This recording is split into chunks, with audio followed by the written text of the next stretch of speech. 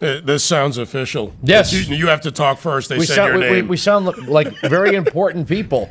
Andrew Wilkow, David Webb, and Alex Marlow. I'm getting the sense from the three of us in the easy mood here that there's no blue wave tonight. Yeah, I'm not really seeing it or feeling it yet. Yeah, there are early returns, but looking at this and looking at the numbers that are possible in all the modeling, I still think the Republicans hold by a narrow margin. I'm not saying there aren't going to be losses. But, Alex, this is really, I think people are changing. And I've made a point for many out there, Andrew and Alex, in that there's a similarity to the second Reagan election. And it's not about the politics, but it's about the voters. I remember that era. The 20-somethings of that generation saw the first term. In this case, they see, and I'm talking about millennials and older millennials who've seen Obama's 2 terms. And now they're looking at life a little differently.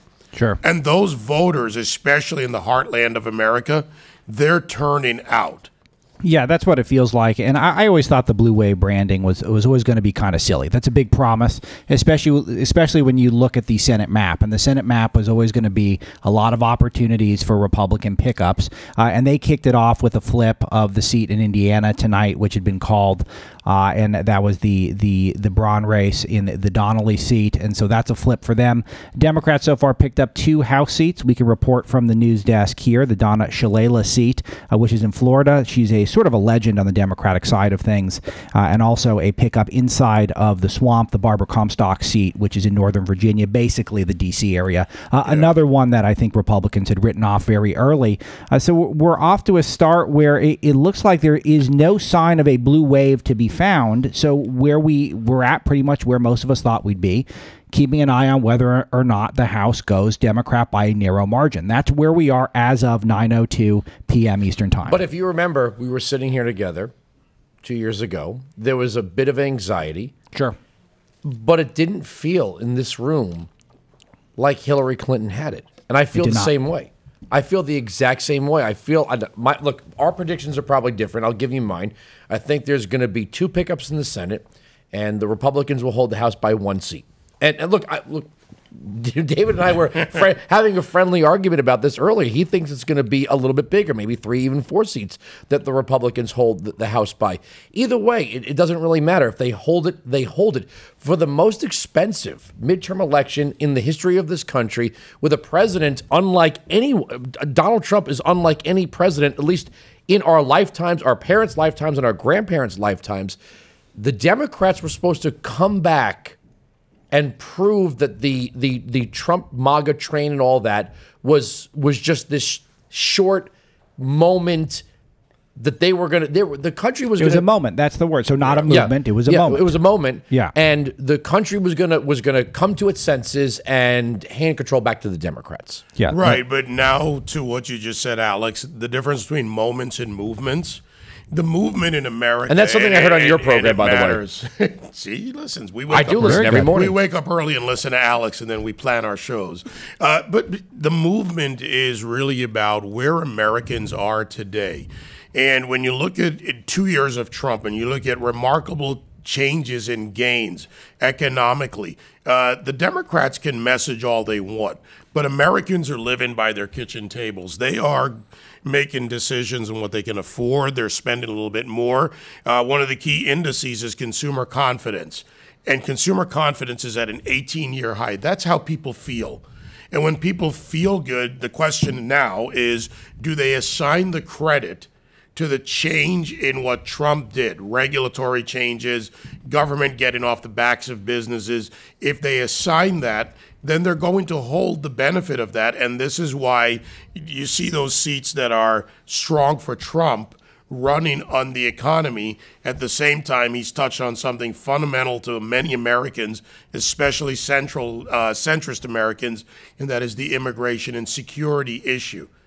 Yeah, I think that's right. I think that's what the president has closed, talking about the economy, talking about immigration, and the Democrats have closed with talking about healthcare and talking about why all of us are racist, including you, Webb. In fact, especially you, Webb. Well, you're we're racist and he's a sellout. That's right. Yeah, okay, there you go. I'm sorry. I got to get my lingo here. No, yes. you're a terrorist. I'm a sellout. Well, but that's the thing. They had 2 years, and we had 2 years starting with the Russian collusion narrative that the president actually rigged an election with Vladimir Putin, and now we're here, and we're here in a moment where we don't know how tonight's going to end, but you're not seeing three people who are dabbing their brows here and panicking with high blood pressure. We're taking it in. We're seeing how things go, and we have faith in the country that something could happen here that's not going to be what was promised to the resistance. And then the question will be, when the resistance is inevitably not thrilled with the results tonight, then what? That's the big question. You know, it's funny. Slate Magazine yesterday had a piece condemning Pelosi and Schumer. And I said, is this what's supposed to be happening 2 days out before a blue wave? That left-wing media is already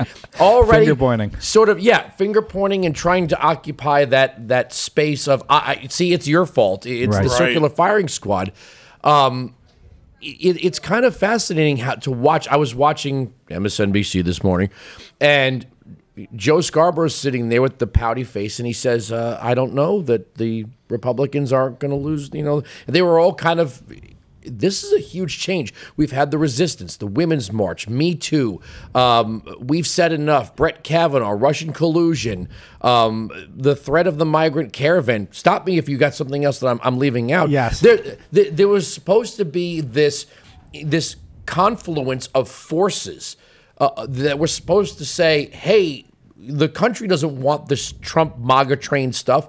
3.7% unemployment, 7.14 million unfilled jobs, wages rising. According to the Associated Press, not Breitbart, Andrew Wilkow, David Webb, Alex Marlow, rising fast as they have in 10 years. More people getting bonuses, having money, having jobs. Bill Clinton was right. It's the economy, stupid. Well, you know, it's not only that, it's the economy, stupid, but when you add some things to this and factors that matter.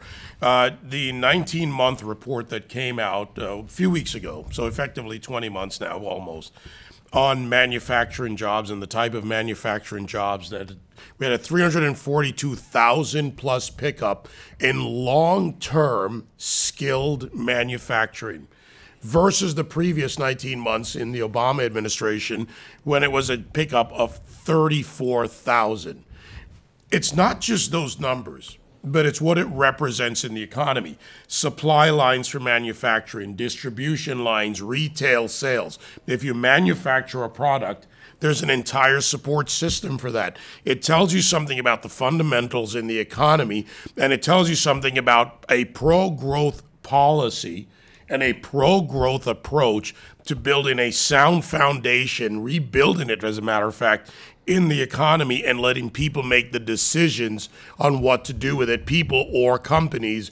That's what we're really seeing across America, and the Democrats can't message against that.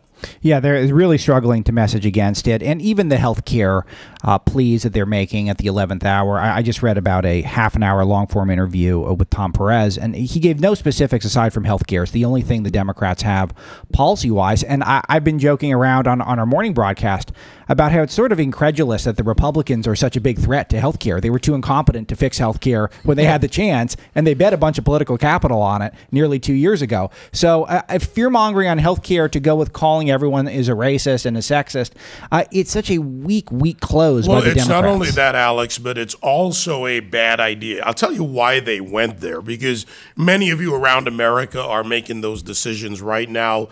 You've got that open enrollment period coming. This is what they've always done. The difference here is that the people they're messaging to on health care are the ones that are able to make those decisions because of actual changes made in the Trump administration. They're business owners who have to provide health care benefits, that open enrollment period, because their employees are making these choices.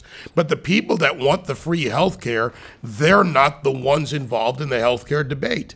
And they're also the lower propensity voters. I want to take the time to plug that this is also streaming live on video on Breitbart News. So if those of you are going to hop out of your car or wherever you're listening to the broadcast, you can check it out. We have a live stream going on where you can see all of our lovely faces. I know Webb's dropped a few pounds this year, which looks good. So everyone's wearing Wilkow's got a signature vest on. Wilkow's always in the gym. No, we know that. Wilkow's got the pythons going. And I forgot my hair goop. So those are our defining. You can identify which one of us is which based off of merely those characteristics. So it's live at Breitbart News, thanks to the great work of Amanda House and Matt Purdy, as well as our new hire, Zenny, who's here with us. So we've got great stuff for you there. All the up-to-the-minute coverage by the one and only Tony Lee, our resident wonk, is running our live blog at Breitbart.com. So tons of great coverage for you there. But you can listen to this show. It's a special feature. We have great partners at SiriusXM that they allow for us to do that, and hopefully it's a mutually beneficial thing. So those of you tuning in at Breitbart News, good evening, and hopefully you subscribe and you'll get 9 hours a day of the three of us and so much more on just the Patriot channel. Right, and by the way, we're not going to leave the Patriot audience out of that. You can give us feedback on our various Twitters, on Breitbart, our official Twitter, SiriusXM Patriot. And you know, the one thing that we do here, and I think this is beneficial to the Republicans to pay attention, is we don't exclude, Andrew, the audience. We don't exclude the American people from the real conversation on issues. Rather than selling fear, you checked off so many boxes that are the things that Democrats have to contend with. But what do they want to do? They want to put voters in a box. You know, here's a box for Latinos. Here's a box for blacks. Here's a box for women. Here's a box for gays. Here's a box for evangelicals. They got a box for everybody. And terrorists. And terrorists. That's right. No, they do. I mean, this is the problem. Americans get this. And they're starting to look at their own party, those that are Democrats. I know many Democrats who say that party has left them. They're not they're not Alexandria Ocasio-Cortez fans. They don't look at Elizabeth Warren as the paragon of Native American virtue. They don't look at some of these other Democrats out there who virtually lie, like Claire McCaskill, Heidi Heitkamp, run as moderates, then go in and support the Pelosi-style agenda. You know what I'm looking for tonight, and I have struggled to find it, why anyone's voting Democrat. Again, the lesson of Bill Clinton was a very important one. Bob Dole was an American hero. He was a stalwart senator. He was somebody that, you know, had waited his time to become the Republican nominee, and he couldn't close the case against Bill Clinton. And the question is why? Why couldn't the Republicans unseat Bill Clinton in 1996? He was a damaged president. He had, he hadn't been impeached yet. That's true, but he was still a guy, that he was not. He was damaged, but the economy was doing well because Bill Clinton did one thing very well. He adopted Republican ideas that he knew were popular. Much. And the country rewarded the Republicans with the House and the Senate and President Clinton with a re-election. For the life of me, if the economy was tanking, and that was the thing with McCain, what was it, like 2 days out of the 2008 election? The economy went south and the polls swung for Obama. I can't think, as somebody who tries to understand the mindset of Democrat voters, what is it that you think the Democrats are going to do better on this economy, on taxes, on border security? I realize the Democrats want open borders, but on the economy itself, what is it Democrats think? What is it Democrat voters are going to the polls for tonight? Yeah, I think that's why they focus so much on the race, gender, class issues, is because the arguments are much harder to make. And I think that if you do demonize people, and we've been playing this clip around the clock on the morning show of Andrew Breitbart explaining that this is the silver bullet for the Democrats. You call someone a racist, you put them on their back foot. Right. But I think that over time, people are kind of dismissing that a little bit more. That if they really think that this is evidence of racism, just simply supporting Donald Trump, I mean, that's sort of a normative view. He won 30 states. It can't simply be that's what it takes to be a racist. Well, there's also a narrative fatigue. When you go out and you constantly call someone an ist or an ism, you're a racist this, you're a xenophobe this, there's a bit of fatigue. There's another element in this that I think gets some attention, but not enough. Within even the Republican Party, there are the pro-Trumpers, there are some never-Trumpers, there are some that are on the fence, depending on whether it serves their purposes, Andrew. But there's something the Democrats have not run into effectively in decades, and that is a counter-puncher. See, normally if you call someone a racist, they run out to, you call... You mean like saying, Mitt Romney, your family was part of the Klan. Oh, that's not fair. Yeah. Oh, that's not fair. Yeah. George Bush doesn't care about black people. Oh, that's not fair. Right. You mean Donald Trump actually has zingers and comebacks and even global thermonuclear weapons, if need be, to say to people like Jim Acosta? Well, he weaponized Twitter. If you really think about it, Donald Trump weaponized Twitter on issues. And when he did that, he was able to get around the media through the narrative, and he was able to say to the American people, Cleveland, what the hell have you got to lose to the black community? On education, he goes right through it, and if you call him something, it's not, what is it, that's not fair? It's no, I'm not, and right back at you. And the Republicans, that says something to the American fighting spirit. And dare I quote George Patton, frankly, we like the big league ball player, the fastest runner, the winner. America loves a winner and will not tolerate a loser. I have a question. Is the media and the Democrats going to, if tonight the Republicans hold the House, and again, I still think they will, are they going to account for Brexit and walk away? Because when I saw that event that Donald Trump had in the White House, where you had cheering young black conservatives in Make America Great Again hats, holding their cell phones up, if I were a Democrat, and I were a Democrat strategist or pundit or campaign advisor, I would be genuinely worried at that when you create jobs for a group of people whose parents and grandparents may have voted Democrat because they believed the economy was disenfranchising them, that the ladder of opportunity, the escalator of opportunity wasn't open for them. And now you have employers competing over workers. Again, when you have 7 million jobs available in your country, it is a seller's market, baby. If you're looking for a job, you just graduated college, you're entering the workforce, coming out of the military, this is the time to be looking for a job. And I believe those people are representative of people who are questioning their family's allegiance to the left and the Democrat Party. All right, we've got a great lineup of people coming up tonight, just in the first hour alone, and we're going to go to our first guest in a moment. We've got Mercedes Schlapp, White House Director of Strategic Communications. Sean Spicer, I ran into Sean at a dinner on Sunday. He promised he'd be here, and he's here, Senior Advisor and Spokesman at America First Action. Kayleigh McEnany, who was just in the studio here in the Patriot Studios a few days ago, and pervasive, getting out there, getting the message out. She is the spokesperson for the Republican National Committee. And Lee Carter, President of Maslansky and Partners. Oh, the gang's all here. Is Tarlov coming? Is Tarlov coming? That's just the first. We got to have Tarlov back. I just left Jessica over at Fox Nation, so she's over there probably getting ready to cry. But first to the other half of Have Mercy. I can't resist saying that once.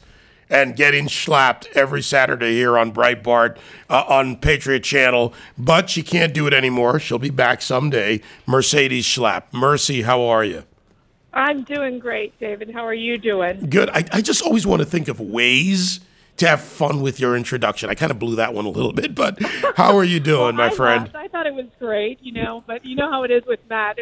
He's being just married to him. It's just an adventure every single day. But we're doing great. We're actually here with President Trump, and he's watching the results coming in. And, I think that he feels like he's done everything he could to help Republicans get to the finish line. We're seeing a lot of good results coming out of the Senate. The House is always tricky, and it's challenging.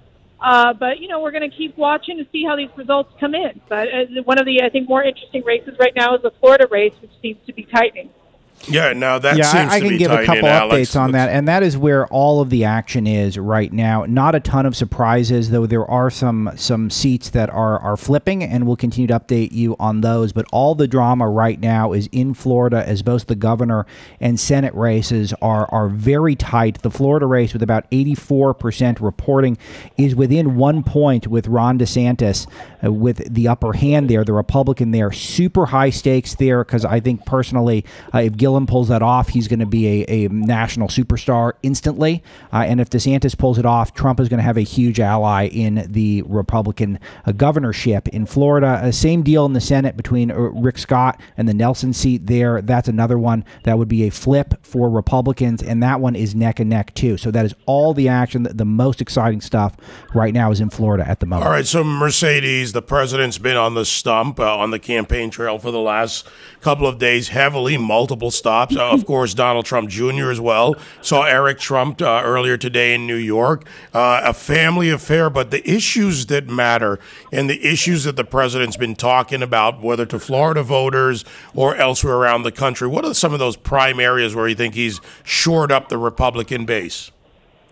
Look, I think we have to keep in mind that when he goes to these rallies, and we've seen them as large as 18,000 or more, it's a lot of these first-time voters. These might be individuals who have never even voted in a midterm, but because President Trump has rallied for a candidate, they're saying, okay, if President Trump is with them, I'm going to be with my local candidate as well. So he's bringing new blood, basically, to the Republican Party.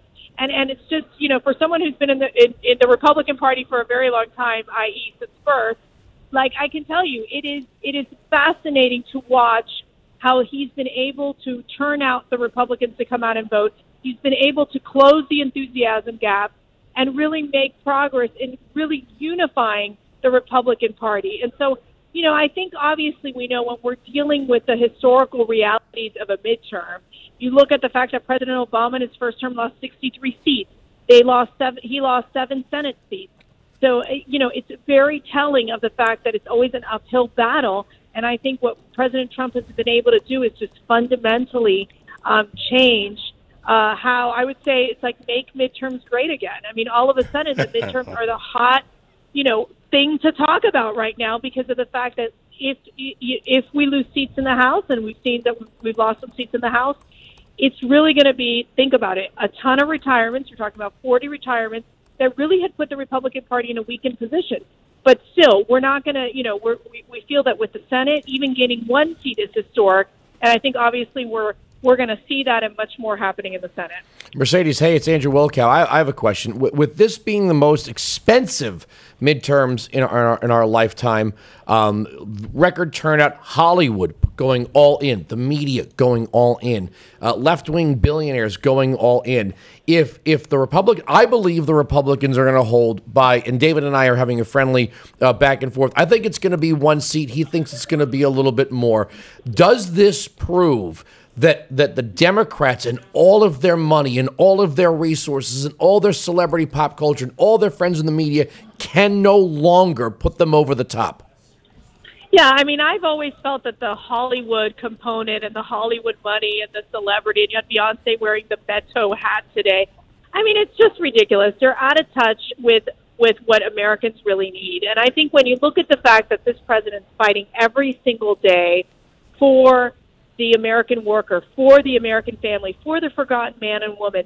I mean, this is what the president has been focused on. It's why he's been able to produce these amazing results when it comes to the economic gains that we're seeing in our country. I mean, we can't lose sight of that. With that being said, I mean, come on. Celebrities are living behind their, secure walls and ensuring that that they want to stay politically involved, but they're so out of touch of where American values are in this country.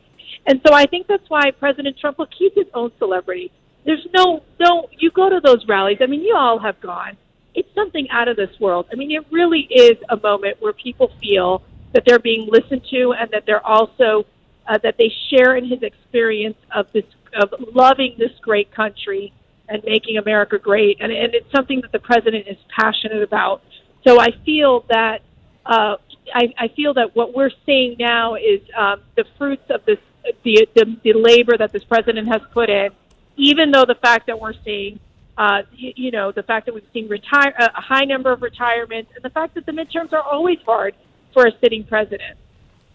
This is Alex Marlow here, Mercedes. Great to have you back on the show. One thing that you touched on there was Beto and his popularity with the establishment media, and in particular the Hollywood class. And I've noticed something personally, that it really does feel like that's starting to backfire, that people are really feeling like the Hollywood elite have just lost touch with the voter base, particularly the Trump voter base. This is brand new, and this is something that I think the president has really taken a lot of advantage of, in particular the media, where he is contempt for the media, and rightfully so. And this has been one of his top centerpieces of his administration, is exposing the press. Expand on that for us. Yeah, I mean, I think one of the biggest challenges, and you all live in this world every single day, one of the biggest challenges that we're seeing right now is obviously the fact that you have this liberal media that's really trying to define this narrative. And this narrative is very clear. It's hatred towards this president since day one. They don't want him to succeed, and they will call all of us, including you, including me, including my husband, a racist and horrible words every single day.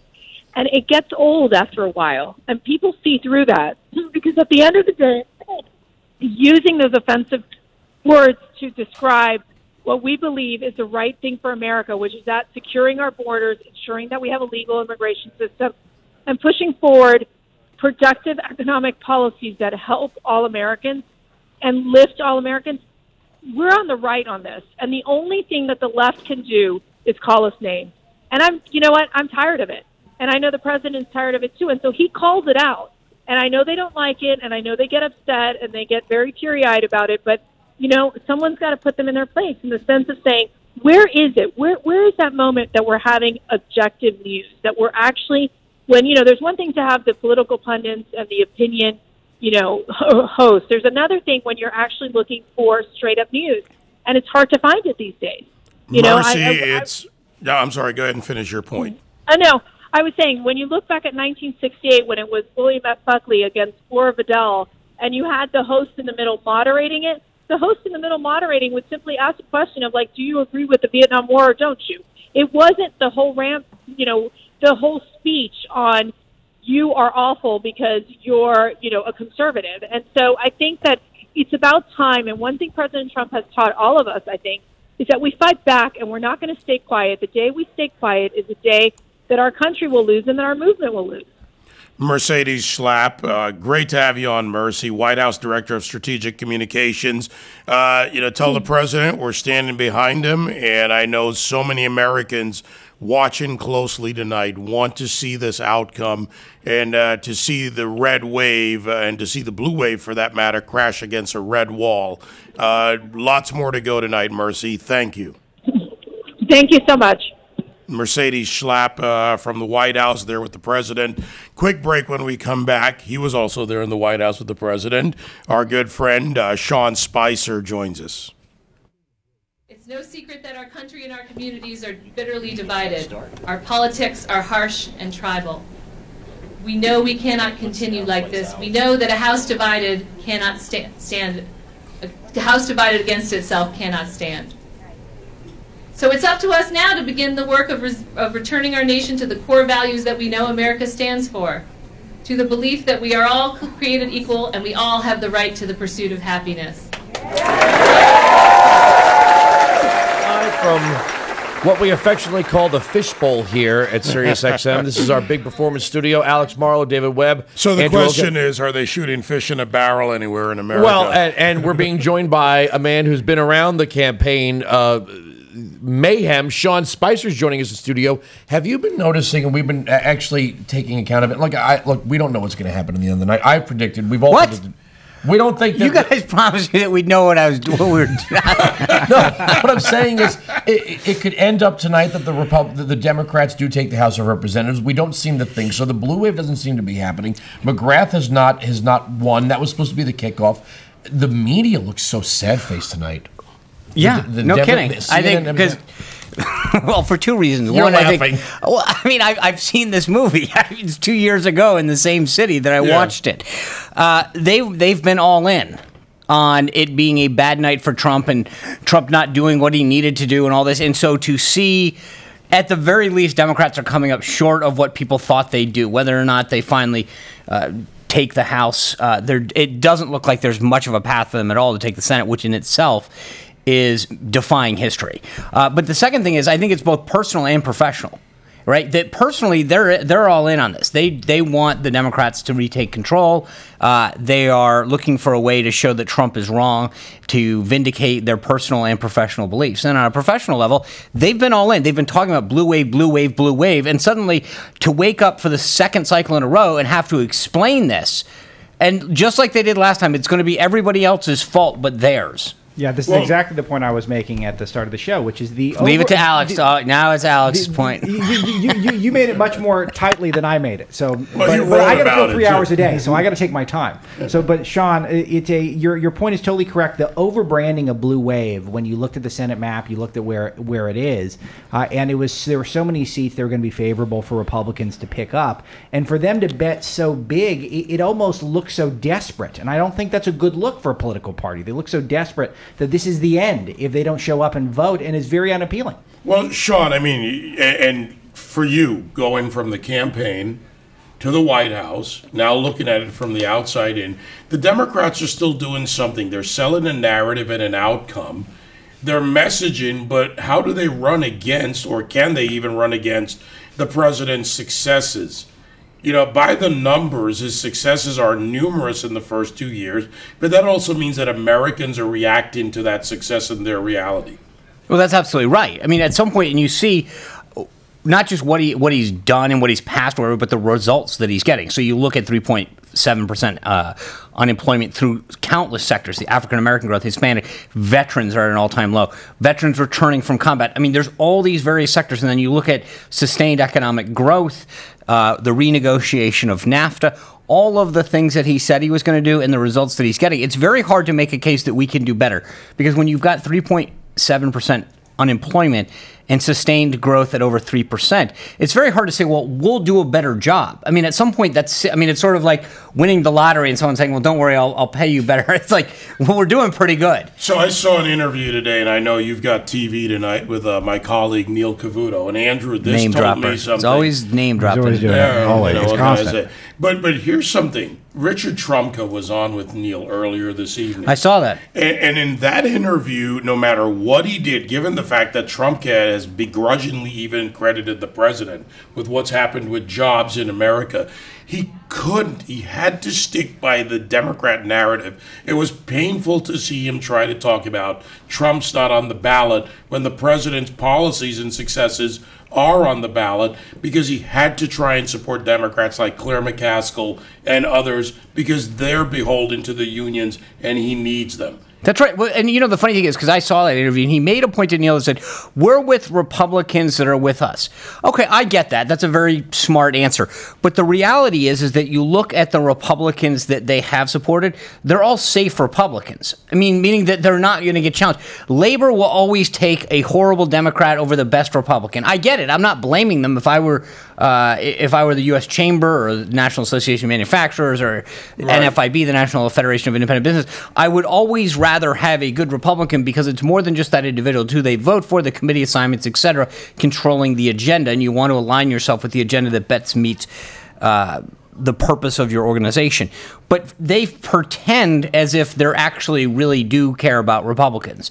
They do it, I think, for cover purposes. Right, agree. All right, I got one for you, and I'm probably going to ask this of every guest tonight. I cannot understand why anyone's voting Democrat tonight. All the things you just said about the unemployment rate for all classes of people, the outstanding number of jobs, the fact that more people are making more money. Who got a pay raise and goes, I want to give that back to government. I'm going to vote Democrat tonight. Well, first, I'm a little shocked you're asking me as if I would know that, Andrew. I want to understand it. But no, I get your point. And here's the thing that I think is funny. I mean, literally, there are thousands of brother-in-laws that have moved out of the basement to go because they've gotten jobs. Yeah. Right? I get it. You walk around and you go, okay, you do realize that this policy goes away. But it's interesting because I've traveled a lot the last 3 or 4 weeks stumping for candidates. One of the things that I find fascinating in a lot of states like Texas and Georgia is they have these policies that have, even Florida, 17% economic growth and job creation under Rick Scott. And yet you're voting for people that undermine the very policies. But furthermore, you're seeing this migration of people from states, especially from the northern states and from urban areas, they're moving to these states because they want jobs, and then they vote against the very people that that implemented the policies that grew the job market in the state. Well, this is the case in states like New Hampshire and the people who've moved out of California, those going to Texas. I mean, and even no, it's literally, David, it's the equivalent of like literally going to like a workout for 8 hours and then going to the all-you-can-eat buffet. It's just like you are literally undoing all the good work. The problem is the Democrats would want you to pay for the buffet. That's what would work. Alex, numbers. We're talking about this narrative, but what about the numbers? Yeah, we're looking at some key races here. It looks like Tennessee is turning into a blowout for Marsha Blackburn. That was one that polled very tightly.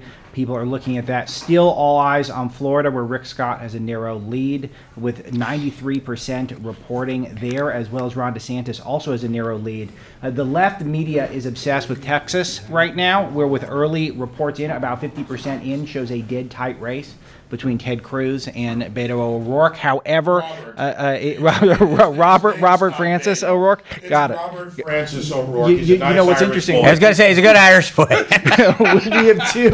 we have two Roberts on staff at Breitbart. I call them both Beto now, so they haven't taken to it very kindly. It's not even Beto though. I learned that. I've been in Texas 3 times. You have to say it with the accent. It's like. Beto. Yeah, Beto. Yeah, so Ted Cruz is up by 2 points so far there, but that's very tight there. But it looks like my sources are telling me that it does look like some of the counties that have not reported yet are going to break for Cruz. It's going to break for Cruz. So there is not a ton out there, but there's some very curious reporting by media outlets who have already seemed to have called this for the Democrats. And what we're looking into some of this, but the media is still on their back feet. They're confused completely that the Democrats might not take the House. You mean they've called it for the House already? Yeah, there are some reports out there. I'm trying to verify some of them, but the media is treating it in many cases. Well, we should just check with MSNBC because according to them last night, Gillum had won the race over DeSantis. But they did this in 2004. Yes. If you remember the early returns in 2004, when the eastern states, the Acela corridor states were reporting for Kerry, they made it sound like it was over. Yeah, so I'm looking at Brett Baer says the Fox News decision desk can project that Democrats will take control of the House of Representatives for the first time in 8 years. That's from Brett Baer's Twitter. So from Fox News. So Fox News projecting that the Democrats will take the House. They're so far only up 2 seats thus far. Right. You got the one in Virginia and the one in Florida. Shalala flipped a seat. Donna Shalala, former HHS secretary, flipped the seat. Yeah. And then Barbara Comstock lost in New Jersey. Virginia 10. I mean, that's a swamp seat. But and you do look at Virginia 5, Virginia 2, Dave Bratt, Scott Taylor. Both of those seats are on a neck and neck right now. Is in a dogfight right now with about 70% reporting, almost a dead tie there as well. So, I mean, they do need everything to break their way. But I think if you look at some of the other races that they thought were going to be helpful to show that they had a really good night, they're not. They're underperforming the McGrath and Barr in Kentucky. Right. They were supposed to win that. That's right. One. Well, I mean, I think that foretold a lot. That they should have taken that if they were going to have a great night. Yeah, it'll be interesting bet there by Fox News. So Fox News is vindicated here. They're going to look really good. And if it turns out they're incorrect, this will be very strange and will be a huge topic being of conversation. Incorrect? News networks being incorrect? I mean, this would be the first time, of course, which would make it extra exciting. Yeah, no, it'll be interesting to see how this turns out when the western states start coming in, and who reports is what matters. I think they've vastly underestimated the people that will come out in the western states. The Sun voters, as often they're referred to, the older high propensity voters, those +4s that come out for the Republicans. And I think they're going way too ahead of themselves in some of these races in Florida. You got Bill Miller's race in Florida 7.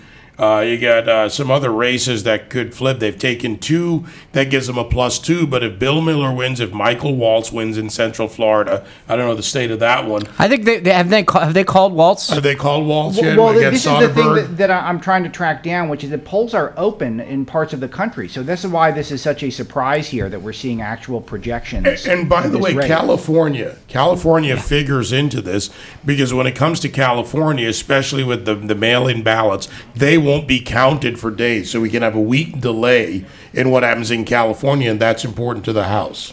That's right. Yeah, I mean, a lot of these races, it's interesting.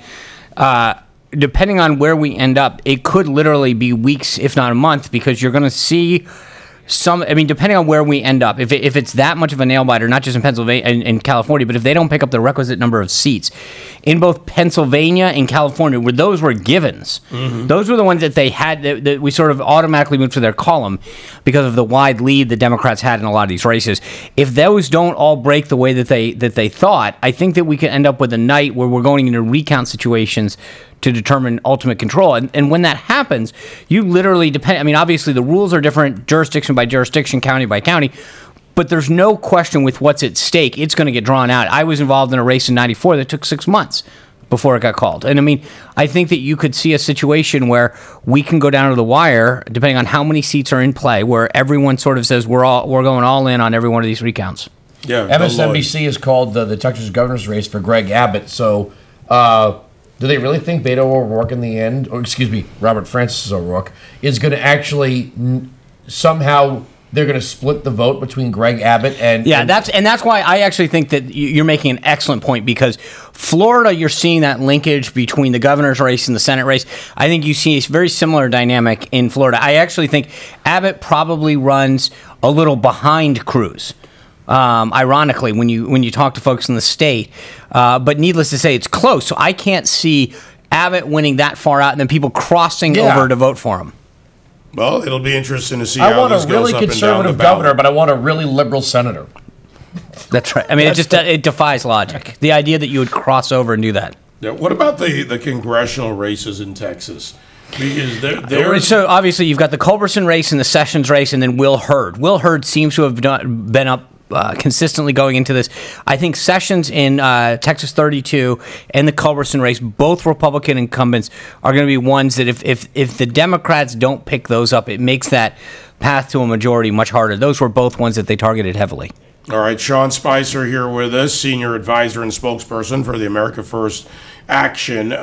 Sean, coming out of this for a moment before we go to break, coming out of this election, whichever way it goes, Americans are going to be faced with next things that the Republicans need to do. Tax cuts 2.0, addressing issues that may help some people in high-tax states. Immigration is going to be on the table. It's not going to go away. If tonight's election turns completely to Democrats, there's still 12,000 people in 3 caravans headed for the border. There's still the visa overstays. There's still all these programs that need to be fixed. So these issues are still going to exist. You're absolutely right, but nothing will get done. Just to be clear, if the Democrats take over the House, it is going to be a literal punt on everything that happens.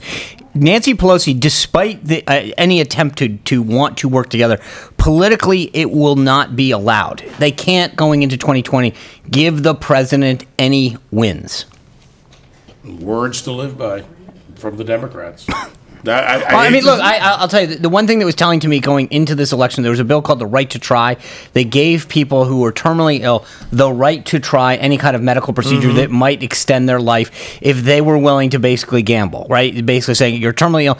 Democrats, for political reasons, not to give the president a win, told all of their members vote against it. That tells you everything that you need to know about the calculus of how they are operating. Yeah, look, it's all about a power grab, which it often is in the midterms. And by the way, I might remind Democrats out there that it was Governor Hickenlooper who first signed that into law in a state that is fairly liberal now. So when you think about it, Democrats are hypocrites going against whatever's necessary. To Andrew's words, history of the now. Yeah, history now, forget tomorrow. Good point. All right. Sean Spicer, good seeing you, man. It's been great. Dinner in 2 days? You bet. We can run into each other in all the odd places. Absolutely. All right. It's on you. All right. Alex Marlow, Andrew Wilkow, myself, Patriot coverage. We're going to get into calls. We're going to get those calls in there, too. I know a lot of you want to weigh in at SiriusXM Patriot. And on Twitter, that's our official Twitter, at Breitbart News. Andrew Wilkow, the Wilkow Majority. Myself, David Webb Show. And let's not forget Spicer. Yeah, you can actually go to SeanSpicer.com and get it all. Yeah, there you go. Yeah, I mean, it's no David Webb, Andrew Wilkow, Alex Marlow, but, we got free stuff, and it's fun.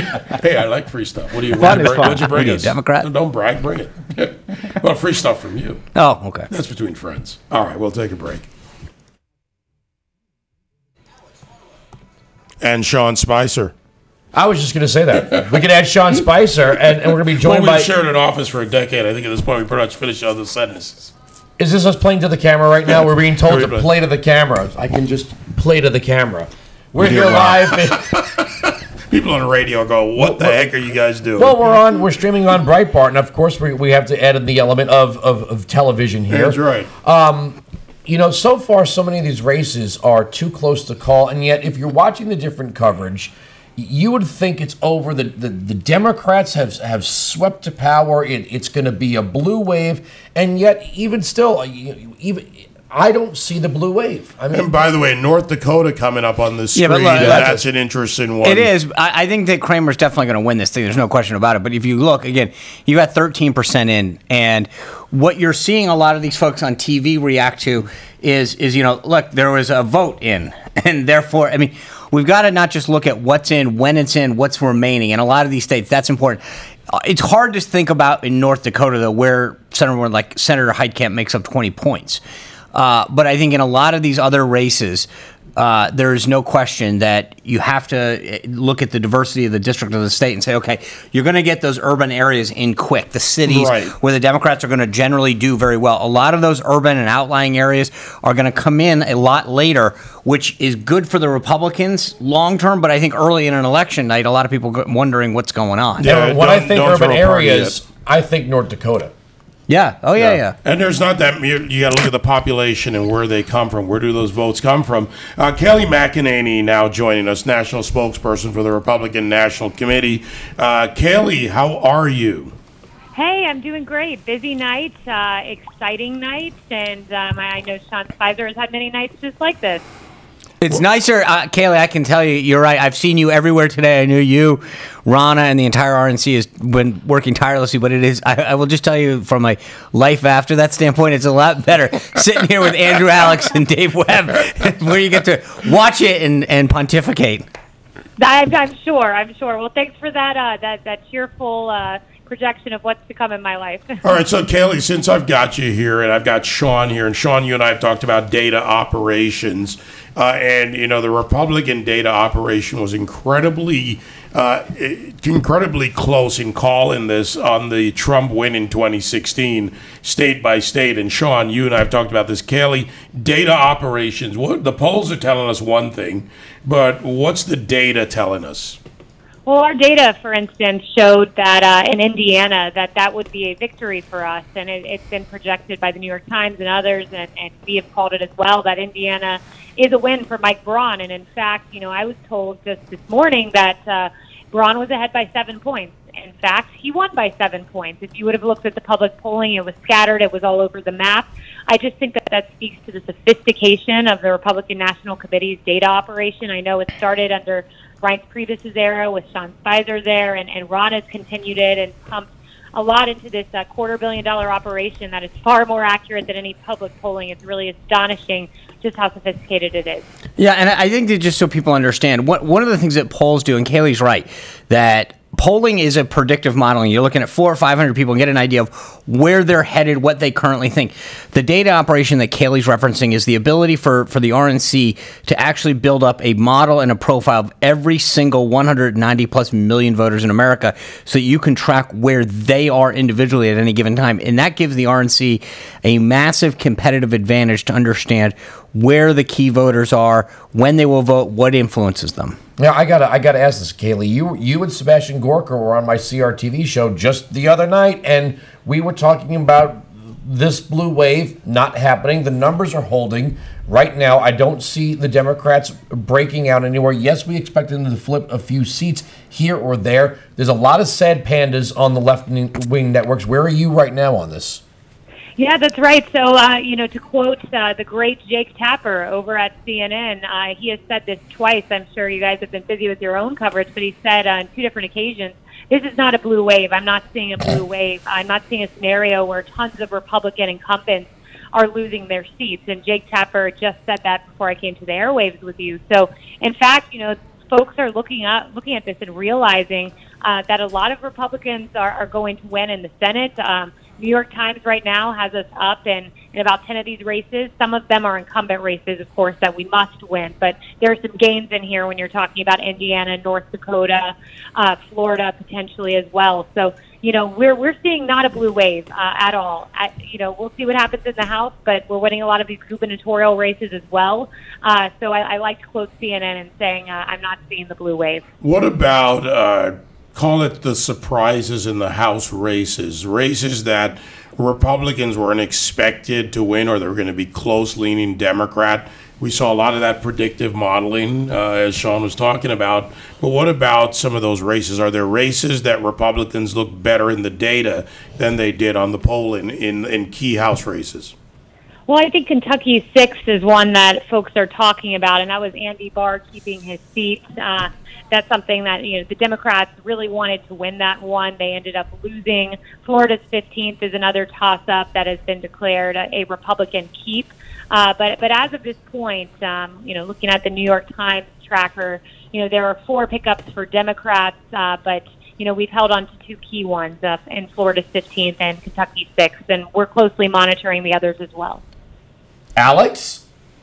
Hey guys, how's it going? How's it going? How you doing over there? He's just hanging out over there. Yeah, I know. I'm just keeping an eye on all the races. Great to talk to Kaylee again as well. And I am looking at the New York Times has their tracking needle up, which became very famous for going. They said they were changing it this year because they didn't want to make anyone freak out. Yeah, they put it up very late, and they've got an overwhelming prediction that the Democrats are going to take the House, and an overwhelming prediction the Republicans are going to keep the Senate. So it's pretty much where things were. There's not a ton of new updates. I think Kaylee's highlighted some great races, in particular that key Kentucky race I think has gotten a lot of attention there, which I think is a big one. That's a big pickup for that's a key hold for the Republicans. But I also think that now there's going to be a lot of focus on Texas, where it looks like Beto's holding on. So Robert Francis holding on. So a lot of focus on the Senate race there, which I think a lot of Democrats will take as just a huge tectonic win. The thing that I find fascinating about that is Texas, the early vote in Texas was huge for the Republicans. I really thought that Cruz was going to, no pun intended, he was going to cruise to victory. I still, up until this morning, talked about this being a double-digit win for Ted Cruz, especially because I think that you look at how well Abbott's doing as governor, as in re-election for as governor. But I still believe that somehow the way that this shapes out, Cruz comes out fairly well. There's something that makes it very difficult to believe that with his approval rating going into this in the race that I had seen, that this is what happens. Well, Kaylee, taking that thought from Sean and applying it to Arizona, where Governor Ducey was up, 16 points or so, he was up significantly. What about the McSally-Sinema race? Yeah, so that's a big one, of course. It's very early in reporting. We don't have a lot of numbers coming out of Arizona yet. I do think that McSally pulls that out in the end. I find it hard to believe someone who talks about it being acceptable to join the Taliban and calling her own state the meth lab of democracy could win. And crazy. That's right. And crazy. But, I would note just on Sean's point, he mentioned Ted Cruz pulling this out by a wide margin, and New York Times, they're modeling based on the 73% that's already reported. Their modeling shows Cruz winning by 8 based on what is yet to report. So I do think Sean's right on to suggest that not only does Ted Cruz win, but he ends up winning by a pretty wide margin there. I think nobody should count this till it's over. Oh, you mean like 2 years ago when we were all sitting here, and about this time of the night, there was sad faces all around. Sad faces all around, and then the Michigan, the Florida wind came in, and boom, the New York Times pedometer went all the way to the other side. Now, there's one race that has been probably the sleeper that's been the most interesting for our radio listeners for the morning show, which is the Michigan race with John James and Debbie Stabenow. This is the one where I get the most phone calls about it. Period. People love John James. They go to the James rallies, and he's right now ahead with 21% reporting. And again, my sources are paying attention to district by district that he should be behind at this point. So he's overachieving in the precincts that have already been reported. Kaylee, have you got to know John James at all? What do you guys think of him? Well, I've got to know the campaign very well, and John James, our chairwoman, spent a lot of time with him. She's from Michigan, of course. I mean, talk about a rock star candidate and someone who has a very bright future in our party. That would be John James. Not only is he just a stellar individual as a businessman, as a former veteran, someone who served his country valiantly, he's also someone who's run a very good race, and I can tell that just by how much the team is in contact with me constantly, trying to move this campaign forward and achieve the improbable and unseating Debbie Stabenow. But, I think if there could be any surprise of the night, despite the fact that John James' campaign tells me their internals show he's down by 6, if there's any surprise, I think it could be this one, because, of course, we know the polling was off in Michigan for President Trump, and it could be off for John James. I think this is one of those states where voters are lost to talk to pollsters and express their cheery Republican support. I'm glad you went there, Kaylee. This is Alex again, because I want to ask about the canvassing, the organizing, the getting the grassroots ready to go to the polls, which I think this is one thing that has not been talked about enough, that when you call Republicans Nazis and anti-Semites simply for being Republicans, I think this is akin to election meddling, because it makes it difficult for you to go out and poll and canvass and get a sense of your own party and where you guys stand. And this is something that I wish people were more vocal about.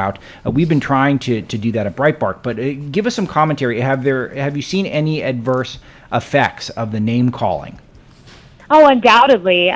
This is one of the things I came across in interviewing several Trump campaign officials in the aftermath of the election. I wrote about it in my book.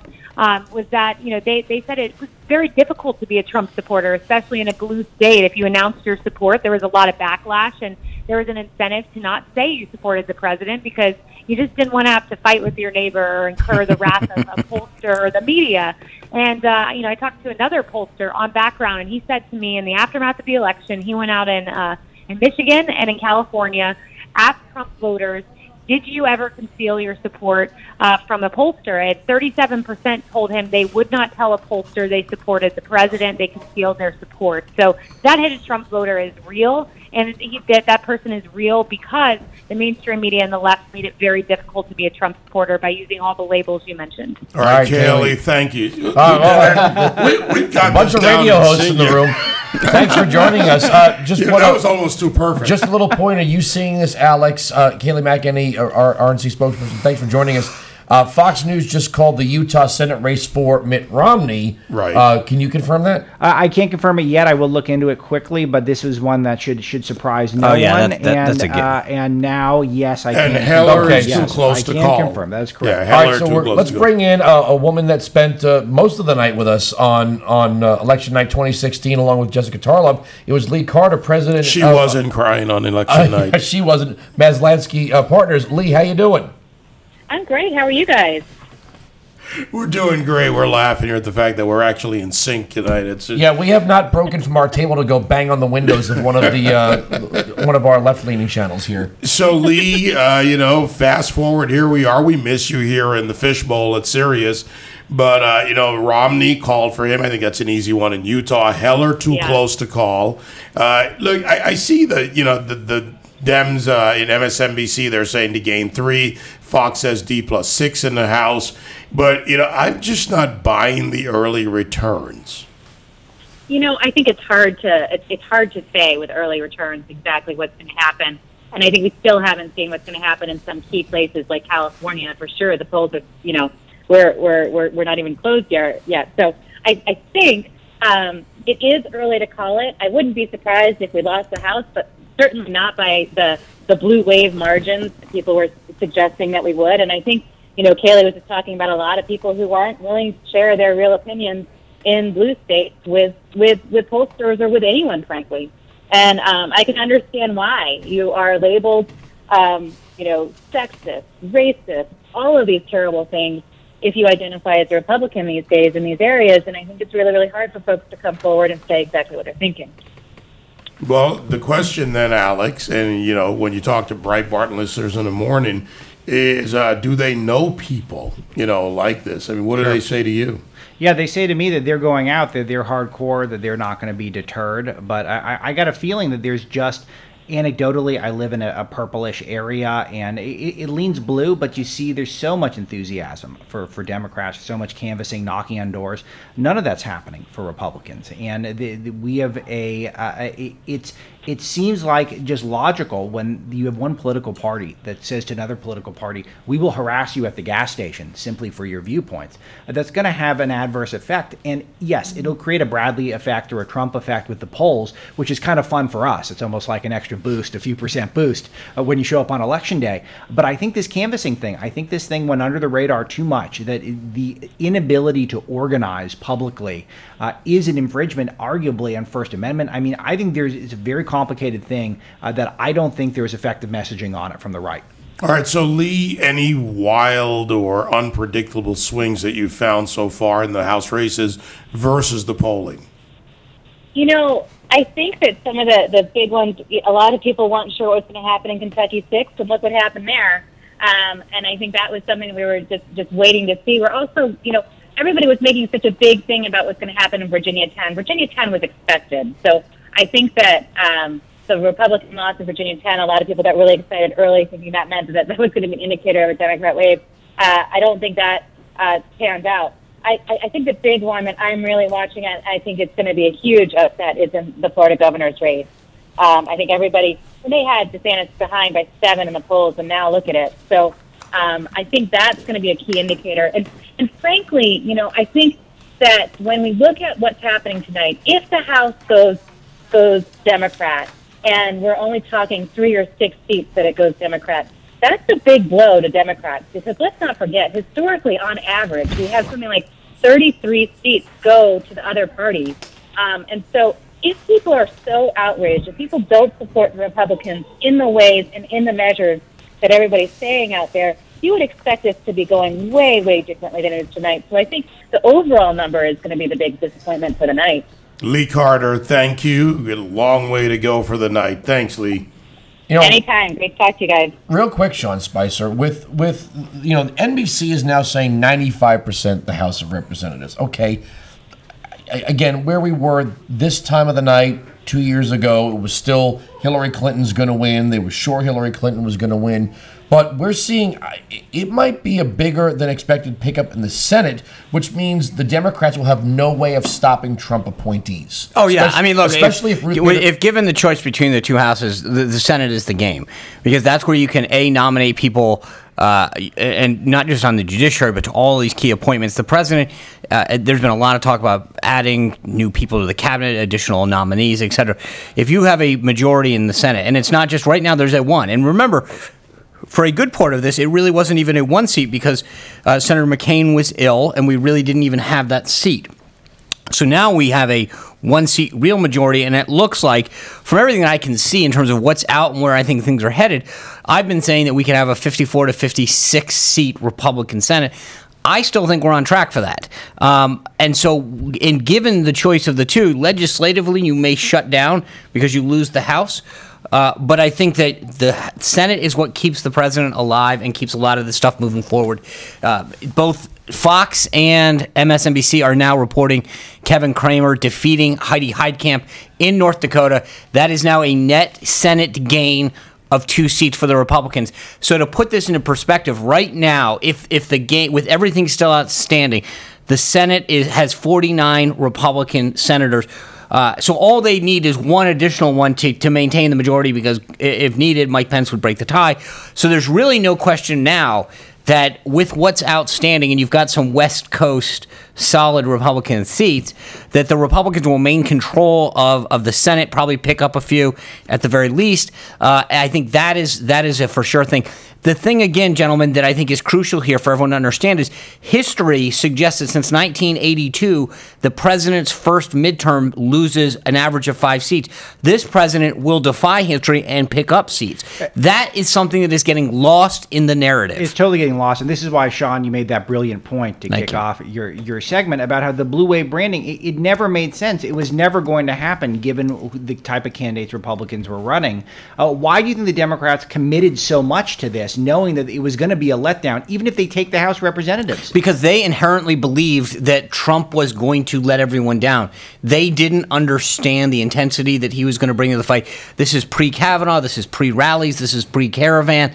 I think they looked around all of the same country clubs that they hang around with their other elite friends, and they thought, there's no way we can blow this. It's the same mentality, Alex, they thought there's no way that Hillary Clinton, of all people, could lose. All right, let's go to Mark Lauder, who's with us now. Mark, we get a lot of the RNC. We got like the alumni club.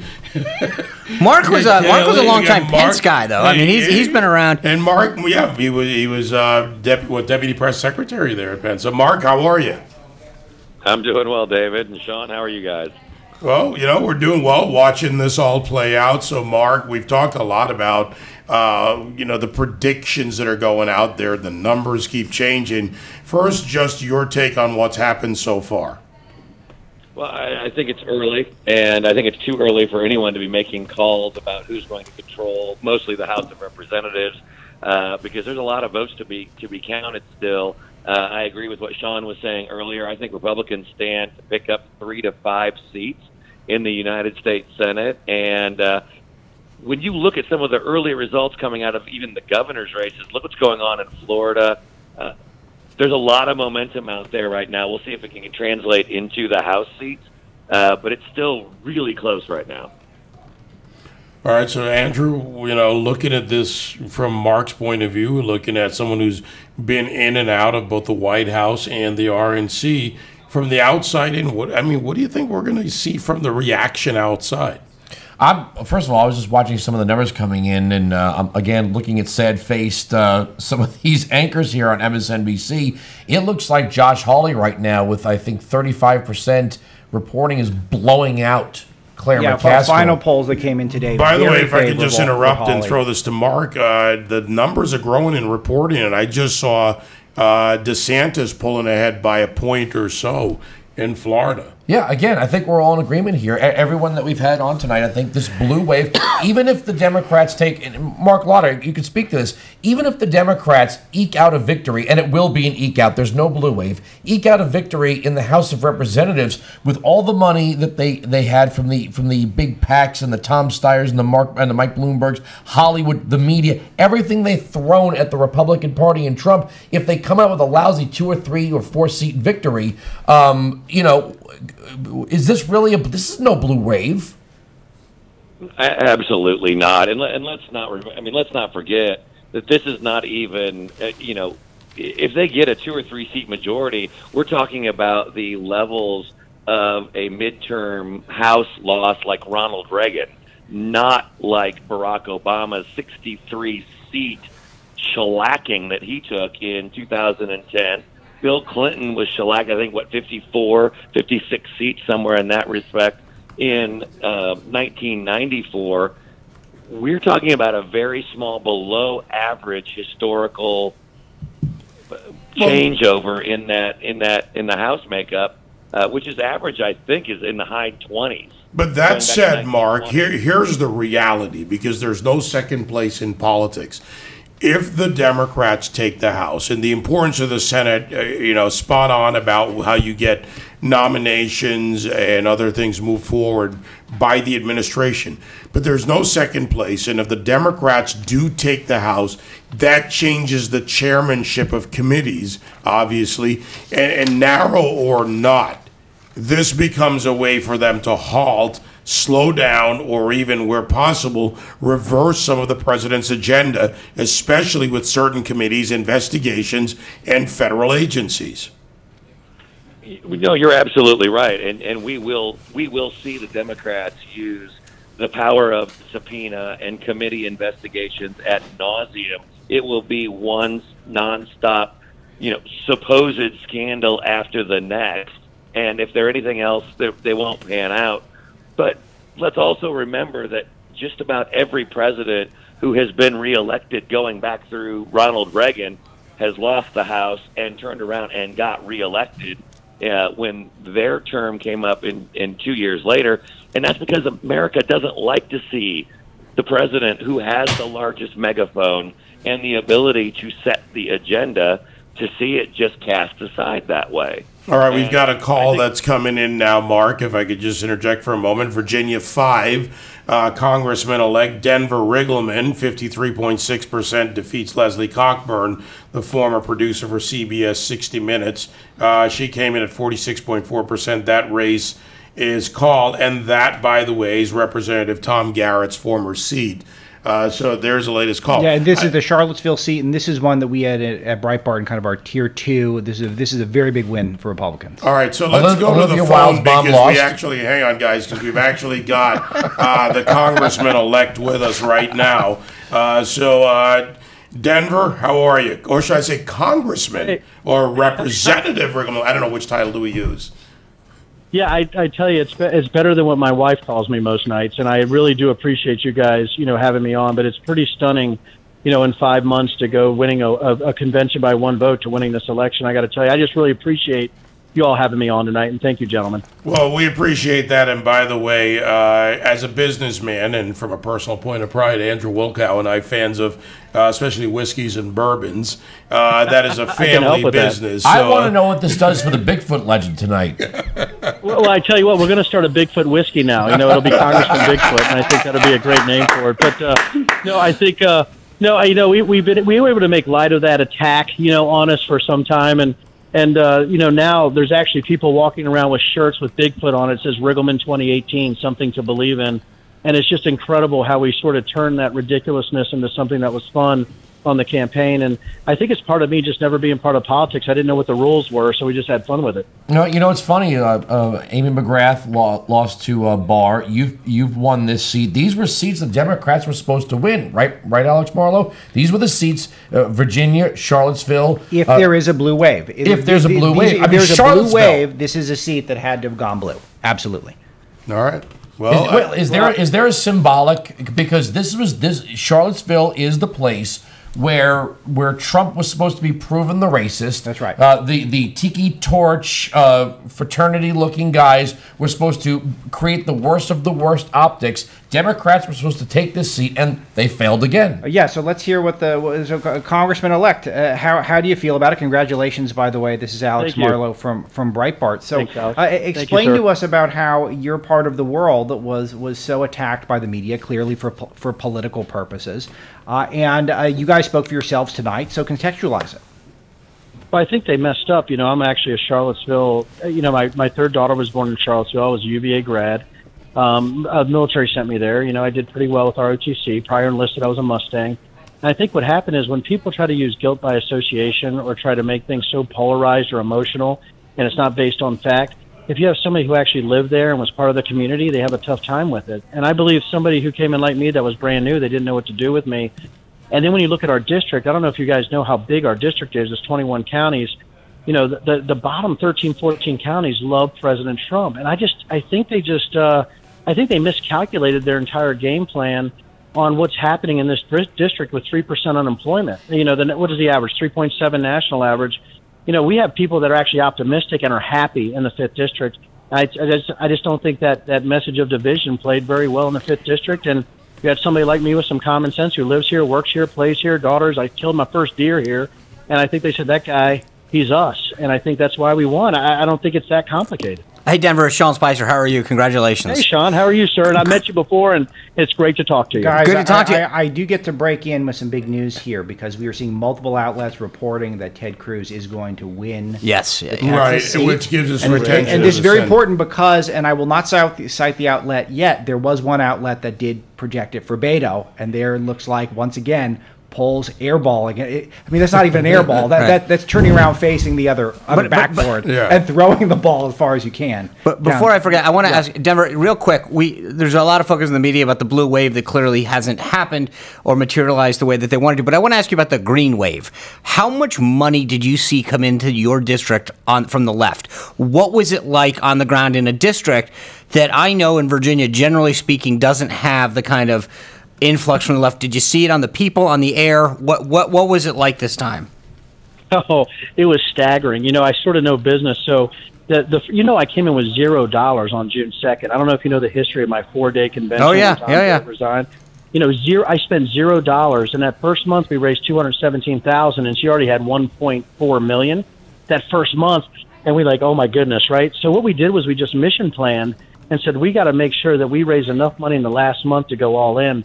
And I will tell you all, 80% of our donors were individual. We ended up raising almost $2 million in 5 months.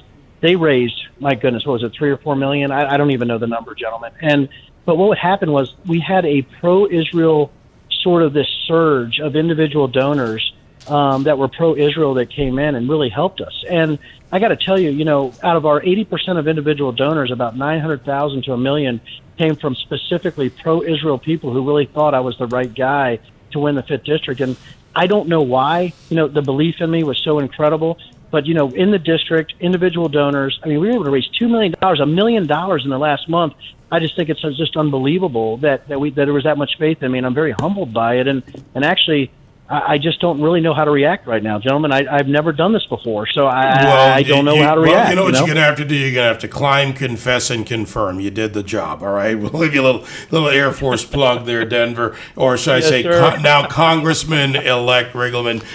Mark Lauder's here with us still. He's been listening. Congressman, congratulations again on a well-run race. Thank you very much, and I appreciate what you all do, and keep up the fight. You know, liberty lives here in the 5th district, and I'm just excited to be a part of this great experiment in America, and I'll keep going as best I can. All right, Mark, we broke in with the congressman. Go Bigfoot! Yeah, there you go. You heard this? This is breaking in with the breaking news. Does this tell you anything, Mark? Changes that were expected by the Democrats? I think it's just further proof that the so-called, blue wave is more of a crimson tide or a blue puddle in worst case scenario. And it'll be interesting to see how the national media try to characterize this if the current results that we're seeing hold fruit, where we regain and gain seats in the Senate, if House control, is likely maybe, to shift.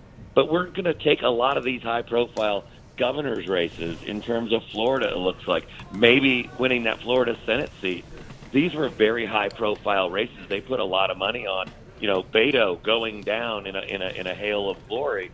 How are they going to spin this as being a huge, massive victory or a mandate? Well, look, Mark, you and I both know that it didn't matter what the actual outcome was.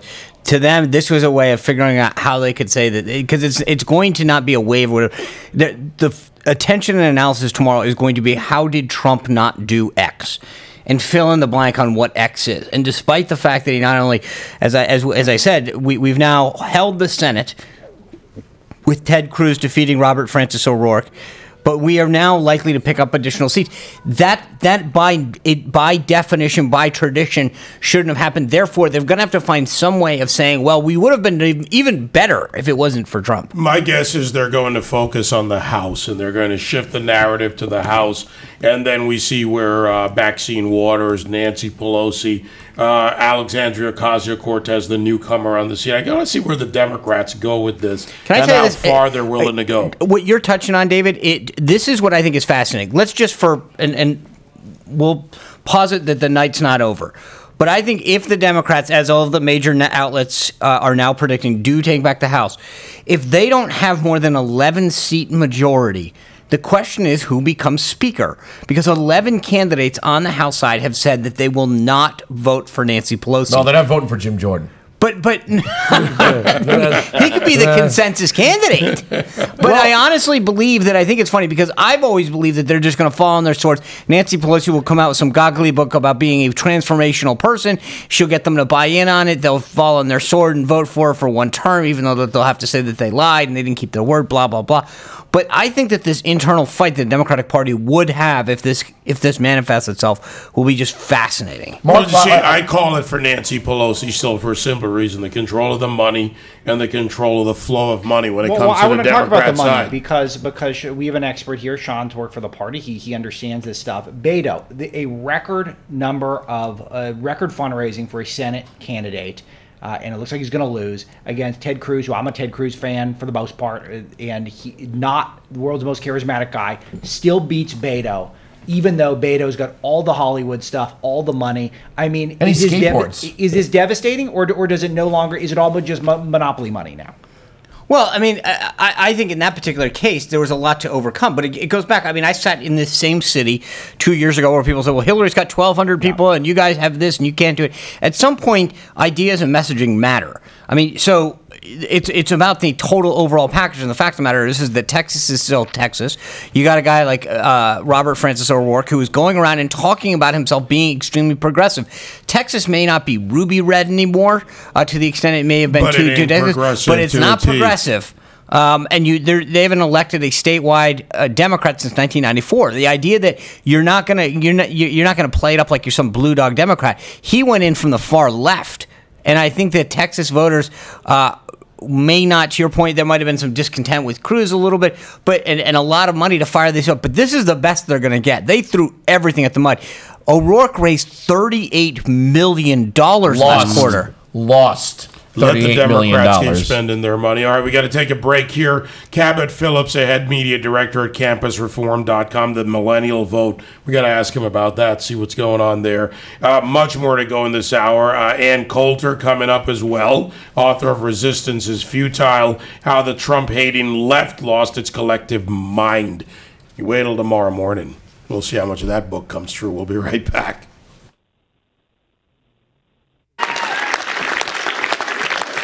And I want to thank all Hoosiers for giving me a resounding victory, putting your faith in me, and I will not let you down. I promise that.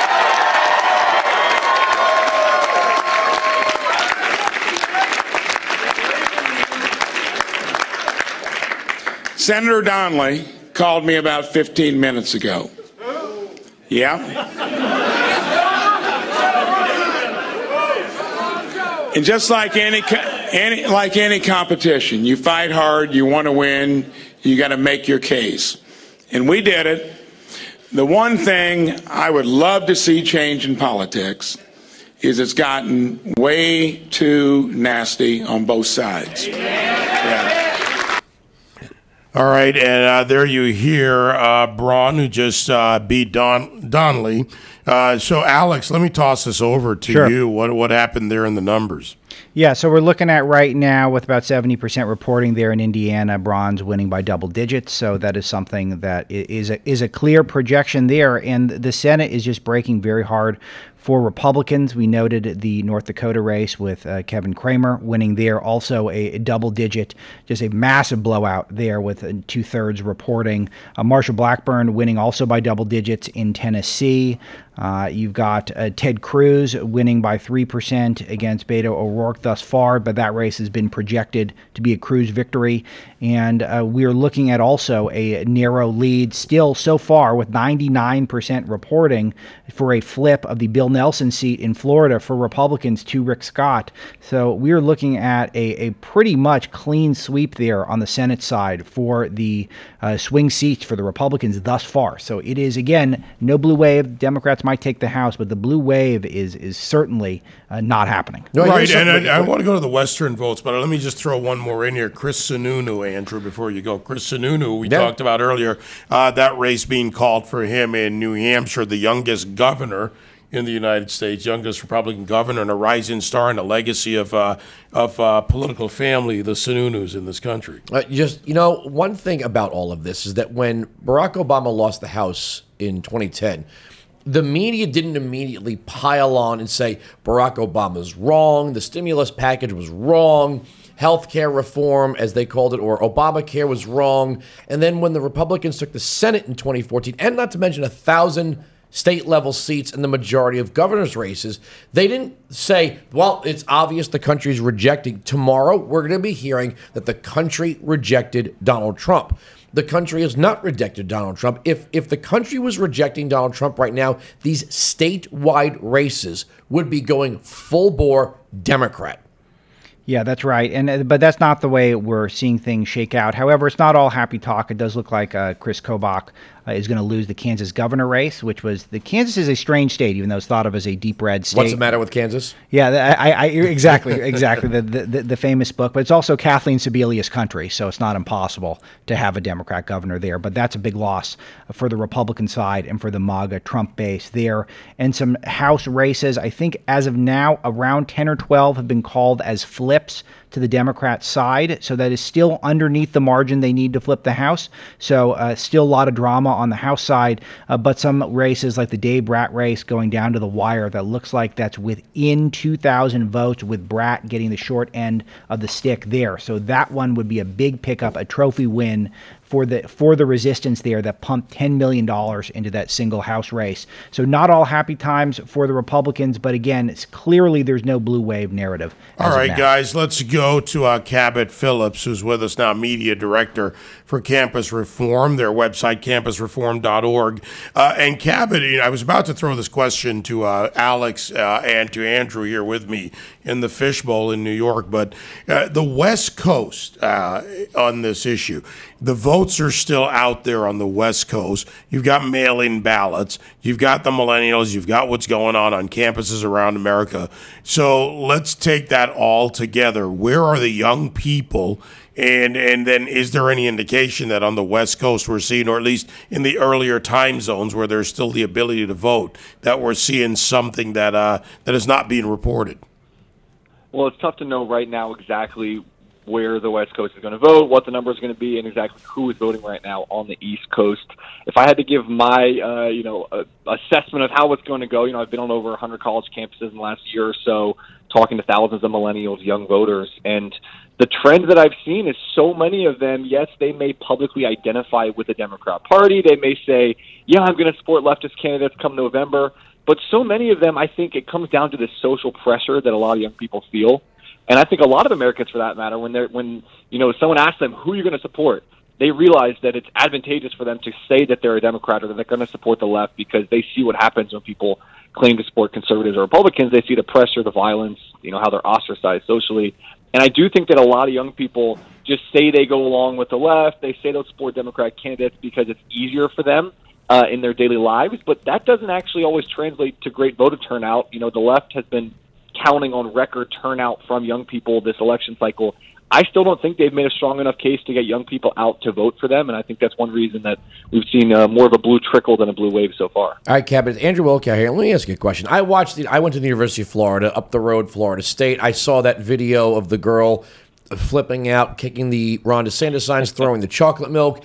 That's one in a million of these videos that are coming out of college campuses. So let me ask you this. Typically, you assume that college-age voters would be looking at the job market, right, when it comes to what their prospects are going to be. Right now, there are 7.14 million unfilled jobs out there in the job market for students who are going to be graduating, coming up in the next year. Why on earth would a student who's going to be looking for a job in the next year, perhaps two, say, you know what? I don't like the way things are going right now. I see all these people who've graduated a year or 2 years ahead of me. They've gotten jobs. They're making more money than people who graduated 4 or 5 years ago. There's bonuses out there to be had. I'm going to give the government back to the Democrats. Yeah, I do think that a lot of young people on college campuses right now are looking at the rhetoric they're hearing from professors, administrators, social media, the mainstream media, this rhetoric of the world is going to end if Donald Trump becomes president, the world is going to end under Republican control. And then they're looking at the results, and they're not aligning with that rhetoric. They're now realizing that, hey, there has never been a better time in the history of our country than right now to be a young person entering the workforce when it comes to opportunities. And so I do think that at a certain point, the Democrats risk becoming the party that cried wolf. They consistently tell young people that the millions of people will die if Republicans pass this. Millions of people will die if this happens. And they look around and they're kind of in these, these war bunkers waiting for the world to end. And they poke their heads up and they realize, wait, things are going pretty well right now. And so I do think that, while there may not be a huge groundswell that we see today or in the next year or so of, college students suddenly shifting to the Republican Party, I do think that they're not going to be turning out for the Democrats because the Democrats have not proven themselves to be trustworthy. And the results that people are seeing from President Trump and Republicans right now are not matching up with the rhetoric that they're hearing from people in their daily lives. What about participation? And that's a question. It really can't be answered well till after we've seen a real vote count and an assessment of who voted across the country. But the energy was up despite the media push. Granted, there was energy with young voters more closely identifying with the left in part. But what about participation in this election? What does it say about millennials and younger? Well, you bring up a good point. It is important. There's going to be a lot of people tonight making these broad claims. It is important that we wait and understand a lot of right now is speculation until we're able to dig into the data. But when it comes to voter turnout and participation from young people, I do think there's a big difference between a young person or someone that's polled saying, "Yeah, I'm really fired up," and maybe going online and tweeting a couple of videos and actually getting out and getting to the polls. And I think what's happened with a lot of young people is the Democrat Party is right now the party of resistance. And they're saying, okay, a vote for Democrats is a vote against President Trump. It's a vote against what's going on right now. It's a vote to reverse everything that's happened in the last 2 years. And I don't think that's a strong enough message. If you can't ever say what you're for, if you can't say here's what we're actually pushing right now, I think you have not a strong an opportunity to get people to the polls. So I do think that plays a role. Again, I think in the coming years, I do think that there is a chance for Republicans to begin to seize young American voters. I think, millennials and Generation Z hate nothing more than being told how to think, than being told how to act. And for years, they've been told, you're young, you have to be a Democrat, you have to be liberal. And I do think that there is going to be some, pushback to that of saying, stop telling us how to think, we're going to think for ourselves. And also, again, I think that young people, what's cool in their mind is being countercultural, and right now there's nothing more countercultural than being a young person with conservatives. You want to be a rebel? You're with Trump.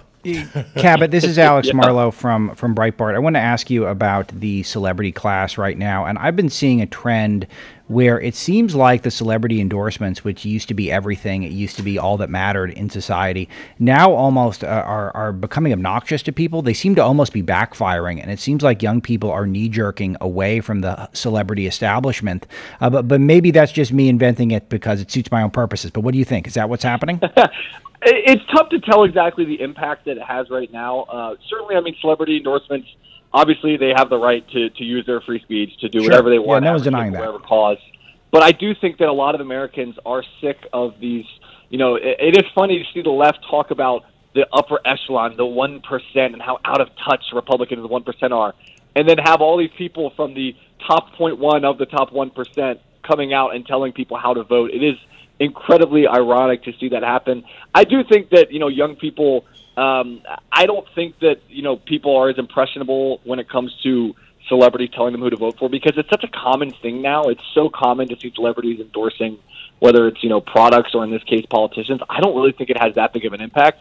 And I think you're right to a certain extent where when it's so heavily saturated, when you're consistently being told every celebrity pushing on, telling you how to vote, I do think that there's a risk of backfiring. Again, it's hard to tell right now, but I think Taylor Swift is licking her chops right now and wishing that she had just stayed quiet after breaking her political silence for a whole career in Tennessee. And I do think that it's more advantageous for celebrities to just keep their mouths shut and not risk alienating some of their base. Right, and folks like Beyonce, who puts out the Beto hat and the Beto shirt that she's got on hours before he loses, and it's almost for sure he's going to lose. Like, I don't. It's so dumb. The upside is so low for her to come out there. Well, but you see, here's something else, and we're talking about politics, but we got to talk about the business of celebrity too.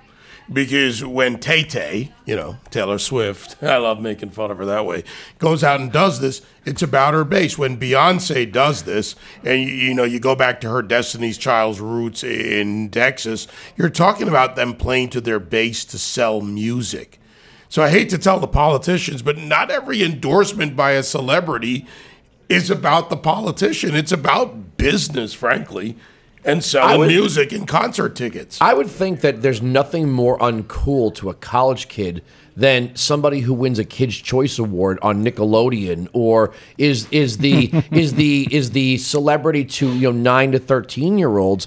And when you look at all the money that was spent on Beto O'Rourke and the rest of them, I mean, when does the loss, the financial loss and the credibility loss eventually get people to pull back the massive donations and celebrities say, you know what, I'm sick of embarrassing, you're ruining my brand? Yeah, no, absolutely. Go ahead, Cabot. Yeah, and also I think it's important to point out that at this point, most Americans just assume that celebrities are liberal to begin with. And so it is it's kind of funny to see some celebrities come out and say, I'm now breaking my silence. I want the world to know that I'm a Democrat. I think you should vote this way too. And everyone's kind of like, yeah, I mean, we figured. You're a celebrity in Hollywood. We just figured you were a Democrat. You didn't need to let the whole world know. And so I think that's another thing to point out. I think the difference also is that a lot of Republicans, frankly, just don't really care that much. If there's a celebrity they like and they come out and say, I'm a Democrat, vote for these people, a lot of Republicans are able to separate, someone's art and someone's, whatever services they're offering from their politics. And I think that's something that many people on the left are not able to do as much, where if someone does come out and say, hey, vote for Republicans, I think people on the left are much less tolerant of that from celebrities. All right, Cabot, thanks for joining us tonight. Lots more to cover. We got a lot more to talk about in the future. I just got to put something. This is really annoying to me. Watching the coverage on some of the left-leaning networks, they're calling the House before the Western states have been called for the House. They're saying the Democrats have taken the House. They're saying projected the Republicans have retained the Senate. Right? That's done. They can't deny it anymore. But they're calling the House. Yes. They're calling the House before people are done voting. Before people are done voting. It's not even counting the votes. You got California, Oregon, Washington, Hawaii. You've got other. They're not even counted, plus the mail ballot issue in California. I don't care where you are. If you are west of the Mississippi, if you're in the Western time zones, pick up your phone and text someone in your family and say, get out and vote. Love that. Because this is an obvious effort.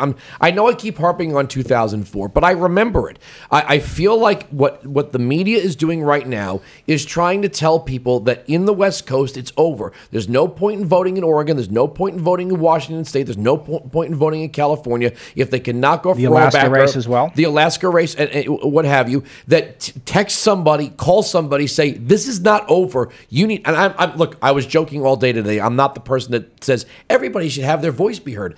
Actually, I think there are some people who should just stay home and take a nap. But if you are a conservative voter, this is being done to disenfranchise what may be the make or break moment for Democrats in the House of Representatives. You couldn't have said that any better, Andrew. And I think that this is part of why I was so concerned with some of the networks jumping on this, because people should be able to vote with a clear conscience, with a clear head. And we've been tracking at Breitbart with Joel Pollack, who also hosts our Breitbart News Tonight show at 9 p.m. Eastern on this network with Rebecca Mansour, both out in California. There are half a dozen or so, maybe 7 races that are very tight races out in California. And if those all break Republican, I mean, people aren't done voting. It's not even that we haven't heard the count yet. And this is a premature part of the count. Okay, I'm being told we got a break. But well, Rick the Blue Wave Unger wants to come in here in a little bit. Good. All right, it'll be good to get him in here. All right, and thanks again to Cabot over at Campus Reform, campusreform.org. They do a great job. Ann Coulter's coming up. Maybe we should put her and Rick Unger together and see which wave wins. We'll take a quick break. Coverage throughout the night here till 1 a.m. on SiriusXM Patriot. We'll keep a tight eye on these races without trying to predict, but rather give you the outcomes as they happen. To say a special thank you to the President and to the Vice President for the support. The interest in this campaign, their support. I've already talked to Vice President Pence and Mrs. Pence, and they are really excited. They're excited for our family. They're excited for our state. They're excited for our country.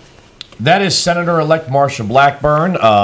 Again, the Senate is in firm control of the Republicans, and yet the media, without the Western states returning, without anything to go on, the media has already called it for the Democrats to take the House of Representatives. They do not have the numbers yet. It's kind of fascinating to watch the media do what they do all the time, which is to disenfranchise West Coast voters. But Alex Marlow, David Webb, myself in the fishbowl, being joined now by Rick the Blue Wave Unger. But we have to go to our guest on hold right now.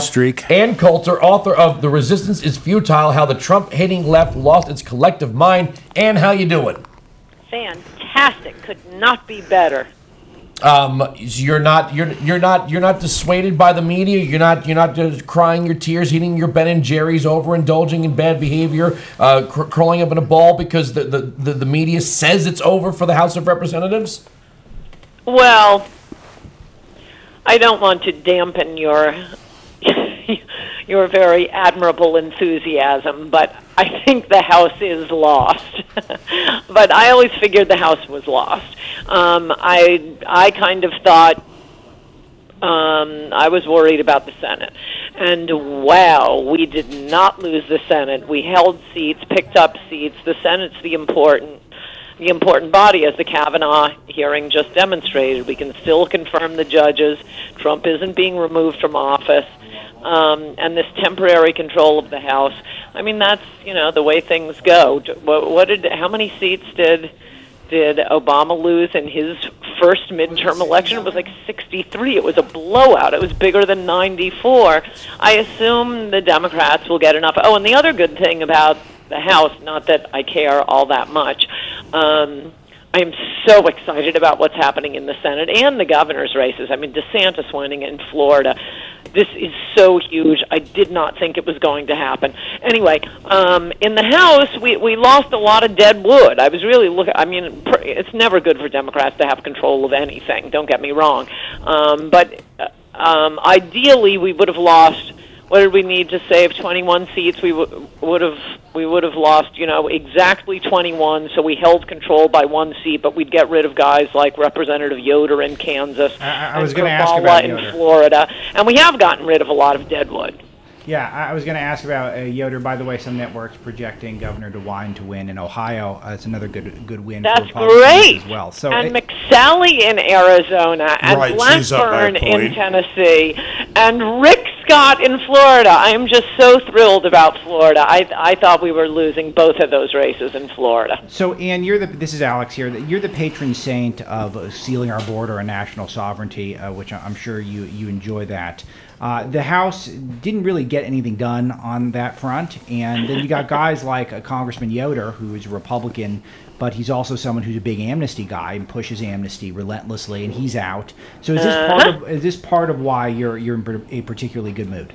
Yes, it is. I mean, we were getting rid of these guys, these Republicans, whom we have to rearrange the entire party for, and okay, we'll give you amnesty for some just so we can get your vote. I mean, they're the equivalent of Lisa Murkowski in the Senate. Now it looks like we won't really need Murkowski anymore, though unfortunately, well, I mean, a Republican is always better than a Democrat. But Mitt Romney will be a senator, so don't worry. We have our new John McCain. Man, he is turning out to be a disappointment, but it all seems tied to his hatred of Trump. Another pro-amnesty Republican who lost in the House, and, I know her personally. I like her. She's a disaster on immigration, and that's Barbara Comstock. So I'm glad to see a lot of those Republicans go. And also, you remind me, now Trump can't sit around blaming the admittedly useless congressional Republicans. So maybe someone will remind him that he's the commander-in-chief and he doesn't need Congress to build the wall. Just build the wall and put lots of judges on the courts, and you will go down and don't start some pointless war. You'll go down in history as the greatest president we've ever had, and also guarantee your re-election. Well, Ann, it's David. I think you just gave Rick Unger several ulcers, which is not a bad thing, by the way. Ann, come on, Ann. I like that.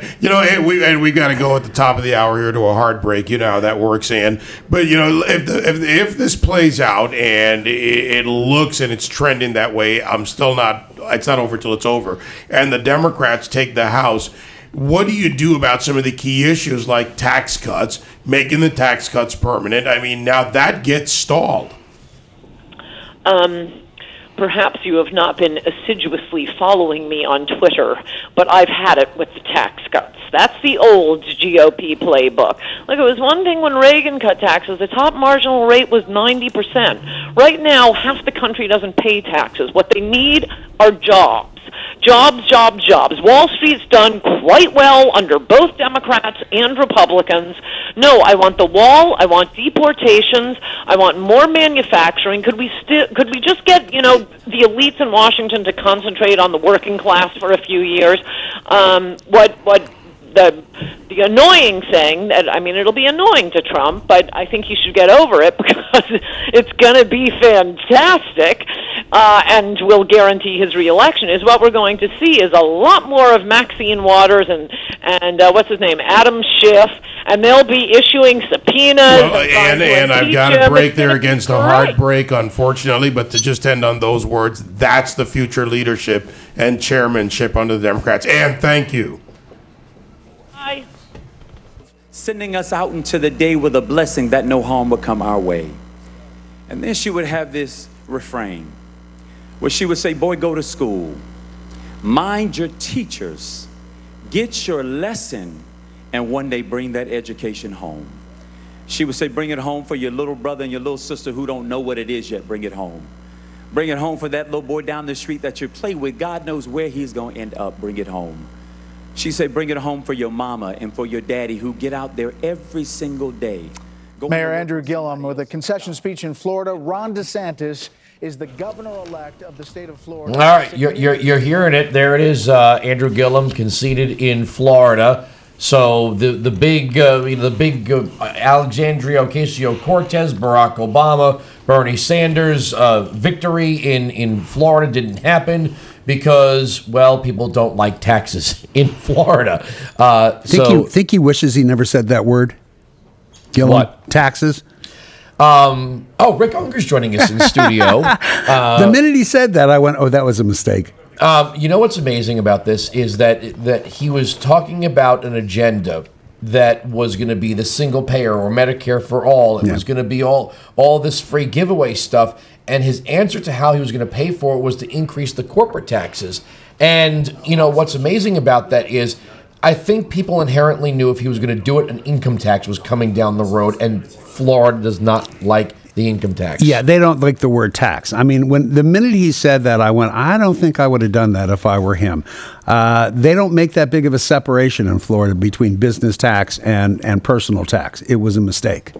So one thing that's interesting here is that you're seeing some of the big superstars, Beto, Gillum, not win the election. Rick, you're a Democrat last I checked. What do you think is, so do you want to break now? We want to do this now? David Perdue's on the line, one of everyone's favorite senators. All right, let's, so Rick, you're going to have to hit I will wait. All right, we're getting waved at vigorously. Vigorously. Vigorously, and so Senator David Perdue now joining us. Senator, great to have you on the show here. Election night coverage. How you doing? Hey, I love your coverage tonight, guys. I'm glad to be here. Thanks. Well, glad to have you here. You know, we've covered a number of issues, but tonight it is the politics. And while you're in the Senate, we're seeing the House so far, according to the networks, it looks like that will go to the Democrats. It looks like there's pickups in the Senate, of course. But just want to get your take on the House and how you as a senator will then work to move the president's agenda forward. Well, first of all, I think tonight, guys, is a bad night for socialism. You just talked about Florida. I'm sitting here in Georgia looking at this governor's race. We've got a very liberal candidate in Texas and one in Arizona that are going down. So I think it's a bad night for socialism. But I think in the Senate, if we lose the House, for example, and we pick up a few seats in the Senate, a lot of what we're going to do in the next year or two comes out of the administration. In these departments, we've got a lot of regulations to still do. We've got executive orders we can do. But we're going to have to find out in the House that the Democrats are going to continue to double down on this radical liberal position that they've taken after the thumping they're getting out in governors' houses and in the Senate tonight. Well, I mean, what's the chance of them really not doubling down from their point of view? Why wouldn't they? If they can stall the president's agenda and they can bring it to a weak point in 2020 as they can see from their base and their point of view, it serves their purposes politically. It does, and here's our opportunity, guys. I've been saying this since I got in. I'm from outside of this political process. It's time for Republicans to go on the offensive. The last 2 years have been sort of the first quarter of Trump's, if he gets reelected, the first 2 years of an 8-year term. So we got a lot done: regulation, energy, taxes, Dodd-Frank. But healthcare is still sitting out there. We can get that done in the Senate. The question is, will it die in the House? And that's what I'm saying. I think right now we need to go on the offense in the Senate, push these confirmations through, which we can do, and really get this court system that, we've done 89 judges so far, and including 2 Supreme Court justices, obviously, 29 Circuit Court of Appeal judges, and there's still some sitting out there. But, guys, because of the obstructionism of the Democrats, we have over 330 nominees waiting to be confirmed, and that's just absurd. We can do better than that in the Senate. Guys, so short game versus I'm long sorry, game. Andrew? I'm losing a little oxygen to the brain here watching the media and the celebration on CNN and MSNBC that the Democrats have taken the House, but they haven't put up the majority number. They haven't actually said that the seats have been won. They're just celebrating and high-fiving and rubbing each other's bellies. They haven't actually put up the numbers. They just keep saying that it's over, and I don't get it. I mean, until the races have been called, how could the media be saying that the Democrats... I mean, look, I can accept the fact they're going to take it. They were expected to take it. I didn't think they were going to take it, but I would think they would at least post the majority number, and they haven't done it yet. Well, I'm in total agreement. Look, they had me down in my polls when I ran in 14 by double digits. We won by almost double digits. Right now, there are too many of these races, the House races, that are so close to call, and I don't understand how the liberal national press is calling this so early. They may be in the position that they were in 2016 with regard to the presidential race, if you remember that, too, that night. Yeah, and look, again, it's totally acceptable. I think Rick Unger's sitting next to us, Rick the Blue Wave Unger, and aren't you a little? You're telling me it's over that, but how come they're not posting the majority? Well, number? I don't think they don't have the races concluded. Then why are they to saying do that. it's over? I haven't heard them say it's over, but we actually can't hear what they're saying. Belly rubs going on rubbing each other's bellies over there. Look, I think we've all got some experience in this. I think at this point we'd probably be surprised if the Democrats did not win a margin in the House. I suppose anything's possible. We do know that the Senate's over, that the Republicans are going to hold the Senate. Yeah, but those are in. Those are in. I want to know why none of you are making you've got a huge win, and I don't hear any of you talking about it. This governor's race in Ohio. Mike DeWine. No, look, I Fox is calling Josh Hawley's win for Claire McCaskill, so there's another pickup there. Yeah. By the way, that actually is more valuable a win for the Republicans than I think people... Not for the president, That's a full 10 points. No. There's nothing a president wants more than to have his party in control of governorships when he runs for re-election. But I'm saying for Josh Hawley, I want to look at this for a second, because taking Claire McCaskill out of the money train for the Democrats, she's an immense fundraiser. She controls a good amount of the money in the party. Who's going to take her spot? Who are they going to work with? That matters to going into future elections. Yeah. Hey, guys, I have one other comment. I mean, if you look at Florida and Georgia and Ohio, the millions of dollars that California and New York billionaires poured into those races, they're going to have something to answer for after the... What do you got against New York billionaires? Nothing, as long as they waste their money on Democrats. But they've spent a lot of money in Georgia trying to, win this race. And right now it looks pretty optimistic for the Republicans. We just called Florida and Ohio. That's a huge race in Ohio, by the way. It was. I agree with you. And I would have preferred my side to win that race, but it is a huge race. All right, Senator Perdue, we've got to go here, but I have a final question for you. How will the increased majority help that agenda? I got to go back to that point because the president's still working to move forward on a number of issues, and if the Democrats have the House, how does this increased majority help? Well, first of all, nominees, it helps immensely because we're not beholden to one or two votes. With regard to the president's agenda, you have immigration, infrastructure, the wall, and you've got the trade issue out there. And a lot of this stuff, now the pressure moves over to the administration, frankly. If the House Democrats do not work with us in the Senate and we go to logjam again, that means that the president's going to have to do a lot more things over there through the regulatory side and so forth, particularly with regard to infrastructure and immigration. All right, we'll see what they do. I've got to tell you, I'm a bit skeptical because I see this being a battle and a stagnation point for a couple of years.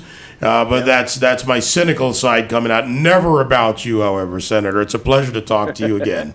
Hey, I love your show, guys. Have a great night. Thanks. All right, Senator David Perdue there. You know, Rick, I'm a bit more of a realist because I see another issue that if the Democrats take the House, it's the fact that even if they stall much of the agenda of the president, they will have an effect on, well, people out there for one. If you look at some of the policies and things that are being done on regulatory issues in agencies, EPA, et cetera, a lot of that responsibility lies in the House. And whether they win it by 1, by 5, or by 20, the fact is those chairmanships matter. And I think Republicans are actually being a little bit weak on really being honest about the fact that the Democrats can have a huge effect on governance. There's one thing you have to watch in the House of Representatives if it does turn out the Democrats take control. Do they overplay their hand when it comes to subpoena? Yes. That is the question. If they do it right, it could help them. If they overdo it, and I'm going to be honest with you, you know I feel this way. I think they overdid it in the Supreme Court hearings, and I think they hurt themselves. If they overdo it with the subpoena power, it's not going to help them. You know what else, guys? And we got to go to Hans von Spakowski. Okay, I got to say something, Doug. Go ahead, Alex. They're never going to let us talk, Alex. I know that, Rick. Well, we're going to let Alex talk. Okay, so Rick, but I want to hear about this analysis you have with the House, because I think the way our own John Nolte put it at Breitbart, the Democrats have a tiger by the tail here, because if they do not do enough to subpoena, if they do not do enough to investigate, the resistance is going to be very upset. And if they do too much, the president's going to run up the score in 2020, and they don't want that either. So how do you handle it? How do you Very split that tough baby? balance. You know, what I have said to my friends in Congress, lose the word impeachment from your lexicon. It is not a good word to use. And I got to tell you something. If you were following, as I know all you guys were, if you were following everything from the early exit polls right through the results that we're seeing, look, I mean, we'll call this a victory in the House for the Democrats. This was not a schlonking, if you will, for the president. It simply wasn't. So if you think that you've put yourself in a position where impeachment is going to be a prudent way to go, I would say you better check the exit polls, because that is not what the country's looking for. All right, we got to bring in Hans von Spakowski from the Heritage Foundation, former DOJ Civil Rights Division. Hans, how you doing? All right, hang on a second. We've got to introduce him properly. It's Hans von Spakowski. I don't think I could have said it. Good evening, guys. Very interesting evening, isn't it? Well, see, we're all in high spirits. Is it okay if I don't say it that way? You can say it any way you want. We insist you say it that way. It's like introducing a wrestler. So where are you tonight? I mean, we're all in pretty good spirits here. You know, nothing unexpected has happened except for some of the pickups in the Senate. So where are you, Hans? Well, I think it's very interesting if you compare what everyone was projecting 6 months ago with what actually is happening tonight. Look, 6 months ago, the Democrats believed this huge blue wave would sweep the country, and that's not happening. You all know that it's traditional that the party in the White House always loses seats in the 2 years in the midterm elections after the presidential election. It's very rare for that not to happen. But the number of seats the Democrats are projected to pick up is not that big and isn't going to give them that much of a margin in the House. So that they're going to barely. You don't need that much. Well, I know, but they're going to barely squeak by in the House, and they're losing other races that they all thought they were going to win in Texas and elsewhere. Well, nothing says welcome to the new Democratic Party like, hey, let's make Nancy Pelosi Speaker of the House again.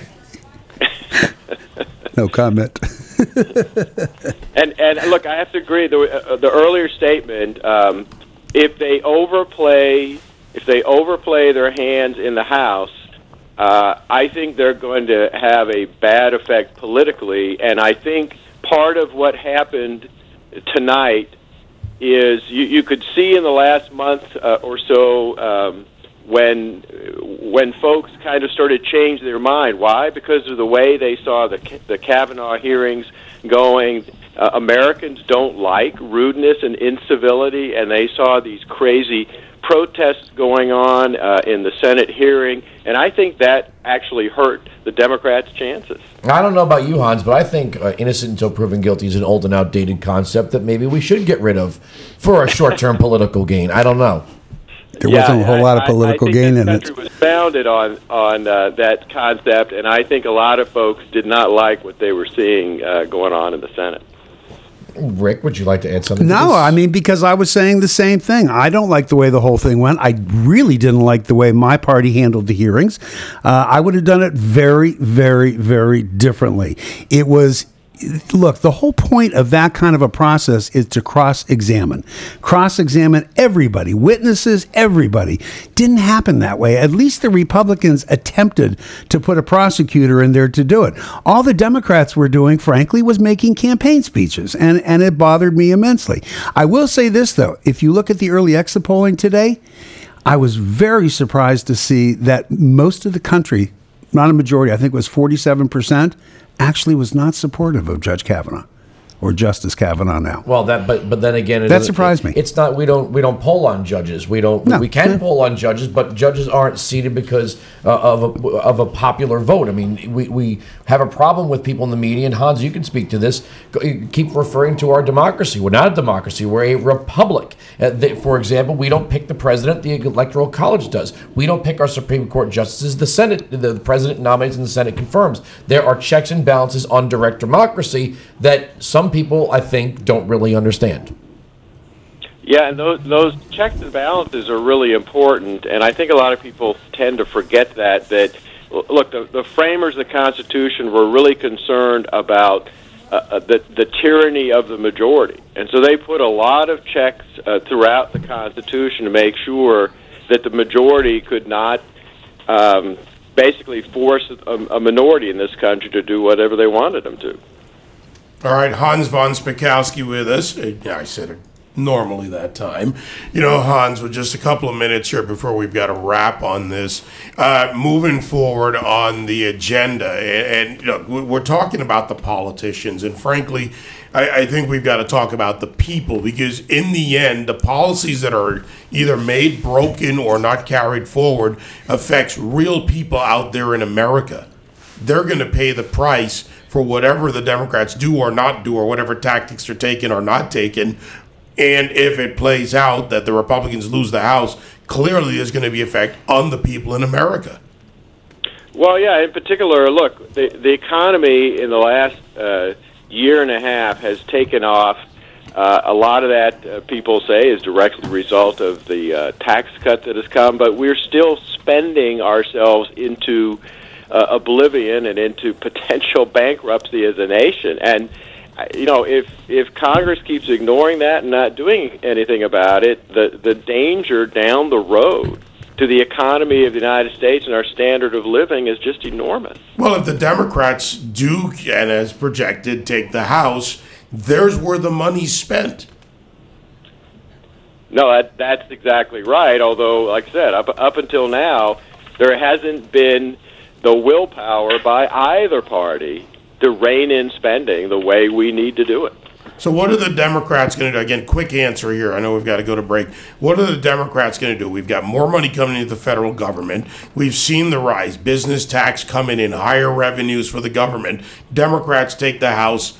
Yeah, I don't believe they're going to actually be responsible spenders. Well, their past history shows that you are correct about that. All right, future history will tell. Hans von Spakovsky. I don't know if I'm beating a dead horse here, Alex. Help me out here. CNN is saying not only that the House is lost, but they're going to pick up 35 seats. Again, they have not posted the returns. They have not posted a majority number for the Democrats, and yet they keep pounding. Fox News has also projected Democrats take control of the House. Okay, and Fox News. Again, this is problematic. This has been done before, where the media makes these predictions, or they're going on their modeling, and their modeling is wrong. And if this has an effect on people in the western states, you know, and their decision to go out maybe in the late waning hours and vote, this could be problematic. Yeah, this is where, Rick, I'd love to get your thoughts on this, because you paid attention to this for longer than I have. It seemed, I can't recall a time where there had been elections that had been called while people had not yet voted. We're not talking about where people did not have a chance to count the votes. Right. That doesn't matter. Exit polls can project right away if they're really that convincing. But it's part of the country, a good third of the country geographically, still had the polls open when they start calling races. But they call the state races that are closed. I actually do remember a time, being the old guy here, when they couldn't call them quite so early. But now they just called California for Gavin Newsom. Obviously, the polls are closed now in California, so they don't have an impact on it. But the vote counts to that point. I'm a little less sensitive than Andrew, because the science does work reasonably well. There have been mistakes. There's no getting around it. You guys told me that. Tell that to President Clinton. CBS called for Beto, you told me when I came in? Yeah. That's shocking. So mistakes will happen. But I think they're pretty good at the projections at this point. I don't find it unreasonable that Fox is projecting that the Democrats are going to succeed in the House. I don't think any of us really do we? No, I don't think so at this point. But it does look like that probably took into account races that were undecided still, particularly in California. We had at least 7 races circled as swing races. They could all end up Democrats. In fact, they might all become Democrat races, but they all are things that conceivably, if people out in California got people in the car and drove them to the polling place. But it doesn't change because California's polls are closed now. So it doesn't close now, but we're talking about this was hours ago. Hours ago would be different. Yeah. All right, guys, we got to wrap and go to break here. I get to be the traffic cop on this one. We've still got Matt Schlapp to go, host of CPAC 365 right here on the Patriot Channel, also president of the ACU, the American Conservative Union. Roger Stone, political operative ahead, and Louis Gohmert, the representative from Texas. So we've got much more to go in this hour. Rick Blue Wave Unger. I kind of like that name for you. You have more nicknames for me, I swear. We're going to have to do a book. I've got some we can actually talk about on radio. Yeah. All right. And Alex Marlow, Andrew Wilkow, a quick break right here. I will always fight for your jobs, for your freedom, for your security. I will always fight to defend your constitutional rights. That applies to everyone in the great state of Texas. We saw an assault that was unprecedented. We saw a $100 million race with Hollywood coming in against the state, with the national media coming in against the state. But all the money in the world was no match for the good people of Texas and the hardworking men and women across our state. All right, now, as the guy who used to live in Texas, I guess I'll start right now. I'm actually not surprised about this race, and it's something very simple. It's the basic who are Texans and where they are, not just with Ted Cruz, but with Robert O'Rourke. The fact is, he comes across in Texas to the people who are out there voting as kind of a carpetbagger effect that you get between the North and the South, because he sold himself as something to a small base by going by Beto instead of going by Robert, and claiming he grew up in a largely Hispanic county, so that gave him... That's a made-up identity. That's a construct. That's not fair. He's been Beto ever since he was a little kid. But it sold that construct as a political that's not campaign. Fair. I mean, does he have high cheekbones? A, it's not that important. You know, his mother tell him this is to me the nonsense stuff. But B, he's been Beto his whole life. Let me say this, Rick. I get that. When you take it to a political campaign, I'm going to liken it to something that Obama did brilliantly that he did not. When Obama needed to have his white Kansas grandparents in the picture, he sold it well. When it was time for him to go to Philadelphia and be black, he sold it well. The difference is that Beto O'Rourke did not sell it well to Texas at large. He didn't do so bad.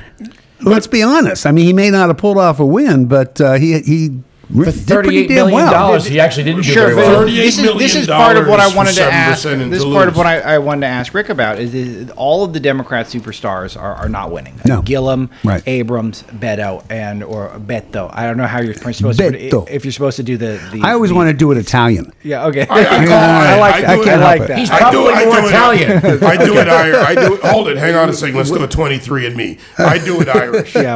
All right. So But Rick, is that good enough? Because I'll tell you that putting a scare, putting a startle into the right, raising so much money, test driving a new generation, seeing who sticks and who doesn't. I mean, there's no doubt about it that I think Gillum in particular, Abrams as well, have some charismatic qualities. And they're just too far left at this point, but you never know down the road. And so is this something where we should all be spiking the football on the right because we took out your biggest stars? Or is this something where this is a longer play? I think in Florida, not good enough by the Democrats. Based on everything we were seeing, except, again, I keep going to the exit polls, which I think we're going to find worked unusually well this time. You could see something was brewing in Florida, leaning in the Republicans' direction in those polls. Not good enough for the Democrats in Florida, not nearly good enough in Georgia. I do give Beto some points here. I think Beto is going to play. He's not going to be the senator. I don't think he's going to be a president in the next couple of years. But I think he did have a real impact on something that's been happening in Texas. Still going to take some more time to happen.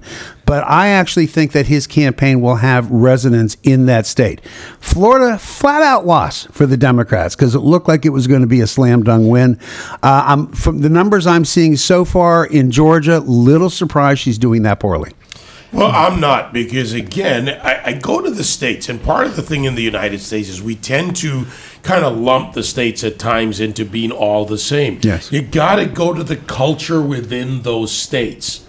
That's very, important. very true. And Georgia has a certain culture when it comes to who they see as a political candidate, right or left. And Stacey Abrams did not meet the standard Apparently for not. Georgians. And I understand your point about the numbers with Robert O'Rourke. Sorry, I just can't go there. You got a real thing with this, huh? Yeah, I'm just having fun with it. We're going to start calling you Dada. Just call me, I don't know, whatever you want to call me. Dada Webb. But the thing about this is you've got to look to the people and who they are. And a lot of the money, $38 million plus that they spent, I think that had a bigger effect than the candidate did. Not that it won't have an effect on Texas. Maybe, but money, that and Stacey Abrams and O'Rourke ran on bans on the AR-15 in Texas, And in Georgia. Really? Really? That would be like running on a ban on sex toys and gay marriage in California. Now, I don't know if we said it on the air. I think we did, but I will always look back at this Florida race and scratch my head because I still can't believe Andrew Gillum even breathed the word taxes. You may get away with that in other states, Sure. not Florida. No. This is a Not point. when a lot of rich liberals go to Florida. That's for a right. break. That happens to be true. They leave New York, they go to Florida, and they go there because there's no business tax. I don't know what he was thinking. And they can homestead. It goes beyond just a philosophical. Do you think we should have tax cuts? Should we have bigger? It was stupid politics. Yeah, bigger spending. It is part of the DNA of Floridians. Like that's part of the state. Absolutely. Is it's a low tax state. I mean, that's part of what Florida is all about. So it was very strange that he would go there. It seems like he would just kick and he's such an able communicator. Why would he even talk about it? Just big mistake. It's called believe in your own hype. And Andrew Gillum, who believes his own hype, couldn't even own up to his own failures in Tallahassee when it came to the governance of that city. When you look at that city for what it is. David, I don't know how to break this to you. He's a politician. He probably wasn't going to own up to failures in a gubernatorial race. I'm shocked. I know. I'm shocked. All right, so let's look at some of the numbers that are still coming in out there. John Tester, that's what do we have there? The incumbent in Montana. Healthy lead. That looks like it's a healthy lead, a 10-point lead, 29% in. But if that trends, there aren't any votes in Montana to really change that if it goes above that 10-15% mark. It looks like McCaskill went down by 12 points. Yeah, and again, I think people shouldn't undervalue that loss for the Democrats. No, and can we talk about how once again polling blew it? I mean, David and I actually had breakfast on Sunday morning together, and I said to David, Claire McCaskill, over, done, finished. And then we wake up yesterday morning and we look at the latest polls, and she's up 2 points. Yeah, you know, and I'm going margin of error. But what the hell is she doing up 2 points? Now she's getting pretty thoroughly trounced. It looks like. Yeah, it's a double-digit margin right there with Josh Hawley. It's actually about, I'm going to be specific, 9.8% lead with 72%. It's a pretty big win. Yeah, it's a blowout. And if you looked at, I went through very closely the DeSantis polls with Gillum today, and there wasn't a single poll with DeSantis within 3 points. I mean, not one. And there were some getting very close to 7, 8, 9 points coming in, and he's going to eke out a win there. And it is just shows you that these prognosticators are just so it's almost like they're guessing. They don't understand the electorate anymore. No, I think they're telling you what they want to happen. I don't think so. I really don't. I think it's more important to them for making money. I think that they get it right. Feel defeated by opposition voters, in this case Republicans, if the pollsters put out a semi-uniform set of circumstances that show it's almost impossible for a Republican victory, they're hoping Republicans will stay home. But have you no respect for the profit motive? They want to make money, right? They got to get it right to make money. And I think they don't understand the electorate any longer. They don't know how to model it today. I was wanting to ask Alex this for a while as the night was going on. In 2009, the Democrats had control of the House and the Senate and the White House, and they fundamentally sought fundamental transformation of health care. Right. They had the stimulus package. Previously, they had the Great Society, the New Deal, Social Security, what have you. Republicans don't act like a governing majority party. They had an opportunity this past 2 years to put a rock-solid conservative agenda in place. Yes. They could have cut the spending. They could have built the wall. They could have thoroughly torn up Obamacare, not just eliminated the mandate, not left parts of it in place for the Democrats to put back together.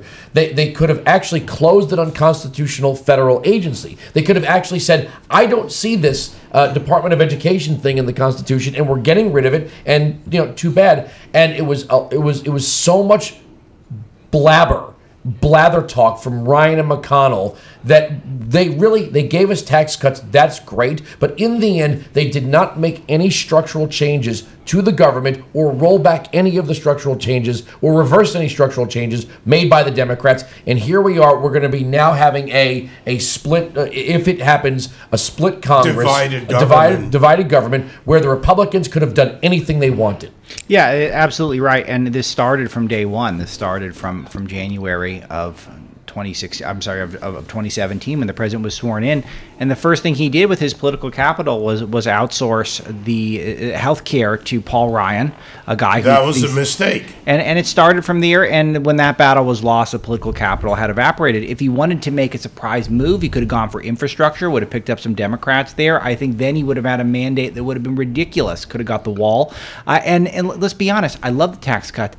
I think at least 15 of the 17 Republicans who ran could have got a tax cut, given the political breakdown. I'm glad the president did it. He should do another one.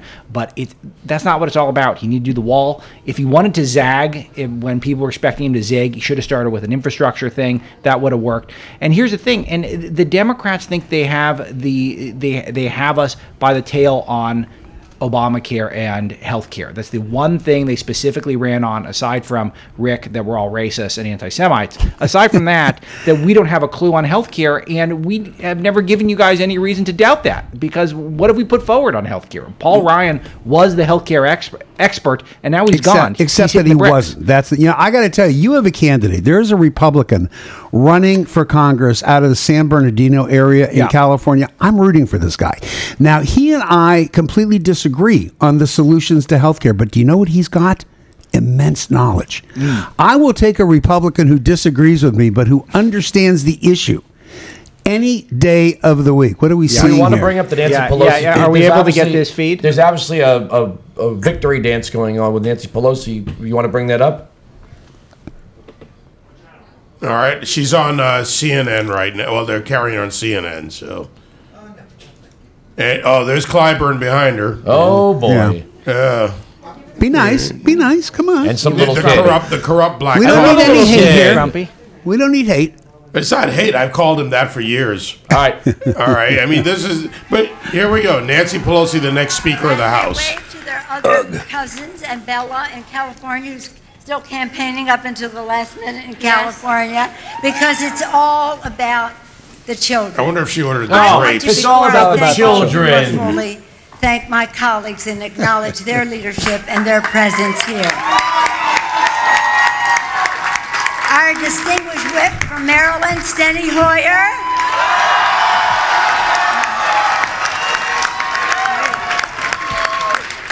The assistant leader, Mr. Clyburn of South Carolina.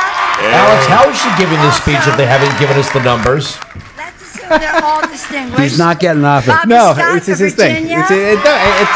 I don't see how you're wrong. I don't see how you're wrong. If I'm wrong, explain this to me. How do you proclaim victory before you have the numbers? D.K. Butterfield of North Carolina. Barbara Lee of California. Henry Cuellar of Texas. I'll tell you why, because she doesn't have the speakership yet. She doesn't actually have the gavel. She's doing that. This is a power move. She's gonna get this is the why, gavel. No, but Webb, this is why she's going to get the gavel. Yeah. It's not because they have the votes took yet. the first speech. She's making the move. She got out there. She said, "I'm the Yeah. speaker." It's the power move. Can we bring this down? We don't need to hear this. She's just going through the names. She gets the gavel because No, she gets the money. It's good as a student of politics. Somebody, you know what? Ready? Breaking news. David Webb and Rick Unger agree. Nancy Pelosi's in charge because she controls the money flow.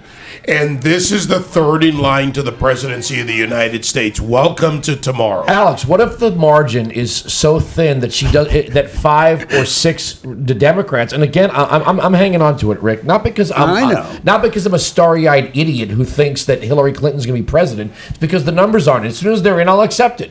But what if 5 or 6 Democrats who want to be DLC Democrats, want to be moderate Democrats, you say, look, if we hand this woman back the gavel, we're going to be in big trouble. Sure, and there's super impressive guys like Seth Moulton who are saying no way. Connor Lamb. Yeah, there are guys out there who are saying I'm not going to vote for you. So, and there's no telling she's going to have. It's a game, guys. You're living in a fantasy. Well, I gotta tell you, Webb, I you're a talked step to ahead these of us. guys. I talked to these members of Congress who are Democrats.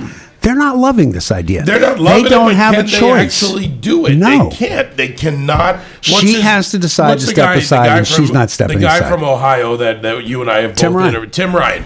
Tim Ryan is probably the most capable candidate I've seen. If you put him up, I'm a fan. Yeah. But none of them are going to take out Nancy Pelosi. No. Get that fantasy out of your head. Nancy Pelosi is the Speaker of the House. Yeah, but see, I'm going to call them all and say that Alex was rooting for Nancy Pelosi. Well, here's and Alex, I think, I said this at the rally for the Republic with Jim Jordan, that the first party that breaks the tradition of it's their turn wins. The idea that it's her turn again, where she oversaw the biggest House loss in, I think, the modern era, and now they're going to hand her back the gavel and put her in charge of the House agenda. Should they? And can you tell us why?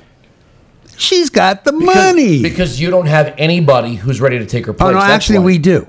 They don't have control the flow of bucks. You know what? I actually am a big Tim Ryan fan. Guys, let me put it to you in this way, all right? Think back. First you get the money, then you get the power, then you get the gavel. That's the political version. Wow, that's pretty good. That's very pretty good. Scarface of you. We're making Words the to shirts. live by. I'm making T-shirts right now. Getting our store guy on the blower. We have to break. Okay, so we're being told we have to break. So Alex Marlow. let's pay a couple of bills. Not too many. Then we'll come back. More live coverage. We're monetized. We make money. Also simulcasting at Breitbart.com, by the way, on video, so you can see all of our smiling faces. We're all in a good mood tonight for some reason. All right.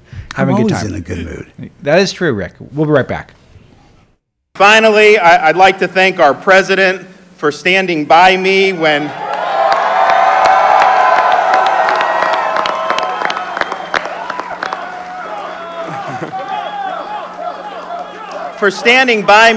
it wasn't necessarily the smart thing to do. Mr. President, I look forward to working with you to advance Florida's priorities. I think you're going to get tired of me calling you, asking you for things for Florida, but I look forward to that. I think we'll have a great partnership. All right, so there you have it. More numbers, more results coming in. We're beginning to see the calls get a little closer, and despite, the protestations, if you will, of many across the country. The Trump agenda will continue to some degree. The question is how much in the House. And I'm going to throw this around the table. Alex Marlow, Andrew Wilkow, and Rick Unger here. Alex, I'll go to you to my right first. And, of course, for those of you watching on Breitbart, you can see Alex now give his response. But how do they move this forward? Let's look at what gets done if Nancy Pelosi, as I believe she has just done, effectively takes the gavel once again. Sure, and this is one where it's going to be up in the air depending on how big the margin is and whether or not she's able to get a mandate. I'll tell you, I read a super interesting interview with Tom Perez, the DNC chair, which appeared in all places, the Huffington Post, where it was just a back and forth, where he's going to have huge problems trying to moderate between the resistance and the sort of sane people like Rick, who are part of the Democratic Party, a dwindling number, but still a significant number. And there's lots of people who are going to think impeachment's a bad move. They're going to think that overly investigating the president, I think the phrase you've heard is turning him upside down and trying to shake him for 2 years, that's not going to work either. And they're going to have to figure this out as a party. The Republicans had their civil war. I think the Trumpian wing won by a landslide over the establishment Paul Ryan wing. I think that's pretty clear here. I think some of these pickups tonight make it clear that the guys who backed Trump seem to win. The guys who were the establishment guys seem to be losing. That's a pattern that we'll break down, I'm sure, on our shows tomorrow as we kind of let the dust settle on that. But I know that'll be something I have my guys looking into at the moment. So what does it look like? Do they come after taxes? Do they come after tax cuts? Do they just focus on investigations? Adam Schiff says Russia is going to be the centerpiece. Nancy Pelosi says healthcare is going to be the centerpiece. What does that mean, that Russia is going to be the centerpiece? What more do they have to investigate on the Russia front? They don't even need to be successful, Andrew. They need to just open up the investigations. So they begin an investigation into whether or not now Associate Justice Kavanaugh lied in his testimony. So you put an asterisk on his tenure, however long lifetime that it is. You go after these things and you open up. Adam Schiff at Judiciary now takes the subpoena power and is able to apply it. Look at all of these things. And what do they accomplish? Well, even just by having this, they've already begun to stall the agenda. And I'll throw this in. Passing Tax Cuts 2.0 in the House, if the Republicans now have a larger number in the Senate, and Rick, I'm going to want to kind of filter that one down to you. Does that mean that the president now can take that stab at making the tax cuts permanent? Can the Senate get that through? Because the Congress, we'll see. First, Andrew, but because the House has already passed it. Well, let's see if the Republicans have the guts to do some, 11th hour, really, big moves before the new Congress is seated, because that's exactly what the Democrats would be doing. If they were on the way out right now, they'd be throwing crazy at the wall. And let's see if the Republicans actually have the guts to do it before they give the Financial Services Committee to Maxine Waters. Well, that just caused like a general silence there. I just threw up a little bit in my mouth. All right, let's go to the live feed with Josh Hawley before Rick Unger jumps in here. This, I think, is a significant win in Missouri, beating Claire McCaskill. We believe in America. We believe that our best days are ahead. We believe in our future, and we are ready to fight for it. And I am ready to go to Washington and fight for you.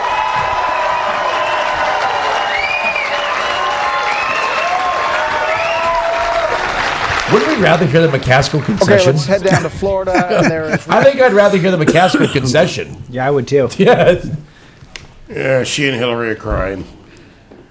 All right, so back to my point, and I think look, I get that there will be narratives and people trying to push this, guys, back to Andrew and then to Rick, but let's focus on something here. I think Alex brings up some good points, and I want to take the tax cuts. Part of the proposal and part of what's in Tax Cuts 2.0 is to make 1.0 permanent, which means that we get past that sunset period. So the Republicans can now have that in the Senate. To Andrew's point, Rick, if they start putting things up against the wall or throwing everything up there, what can they get done? Because once the gavel goes to Nancy Pelosi, that's it, man. You asking me? I'm asking you. I mean, you'd have to have, I think you've got a problem with it, because the 2.0 tax bill that was passed by the House will expire at the end of Congress. You're not going to have these different numbers in the Senate yet. I don't think you'd get it through in a Democratic House in the next Congress. So my suspicion is that we probably seen the end of taxes. I'm gonna return the sanity favor to Alex because he said something earlier that made sense to me. The president should do what he should have done from day one, which is infrastructure. If he goes after infrastructure, a democratically controlled House will have no choice but to play ball. I'm telling you, this is the one place where something part of that package. Well, then we get into the game. I know, but we've seen this game before. It depends how they go. Infrastructure by its very nature. The wall is infrastructure. It can be, but I'll tell you what: if he doesn't do that, don't expect anything to get done in this next Congress. And it's going to be this walking the line scenario. It really is.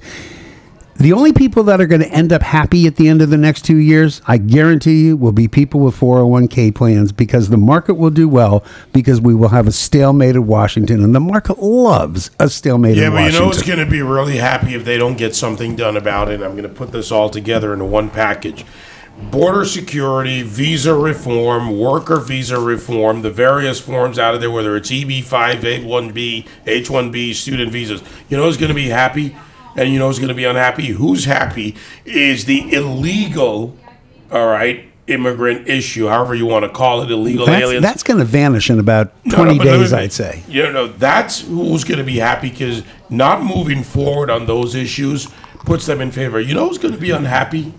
The people who pay the price in this country are those that suffer from wage suppression, from benefits and things being eaten up by people who don't pay into the system. David, it's a tough argument to make right now. There are times when it's a good argument.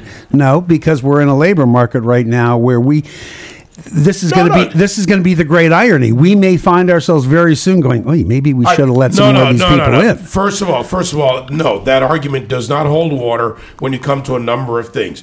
One, you've got people out there who American citizens are those who are lawfully present in this country on the lower ends of the economic ladder who cannot compete. By the way, I would punish employers just as much. Cannot compete with those employers and industries that will hire illegals. So the wage suppression issue. If they want to compete. Well, underneath a Democrat Congress, things like mandatory E-Verify and other processes that should be put in place will not go forward. No, not likely. So those Americans or those lawfully present people on the lower ends of the economic ladder, they will pay a price. I'm not, you know what, it's possible. I'm not convinced because I think history shows us otherwise. In these times, now where you can get me over to your side on that, these times will not last forever. That's just the way of the world.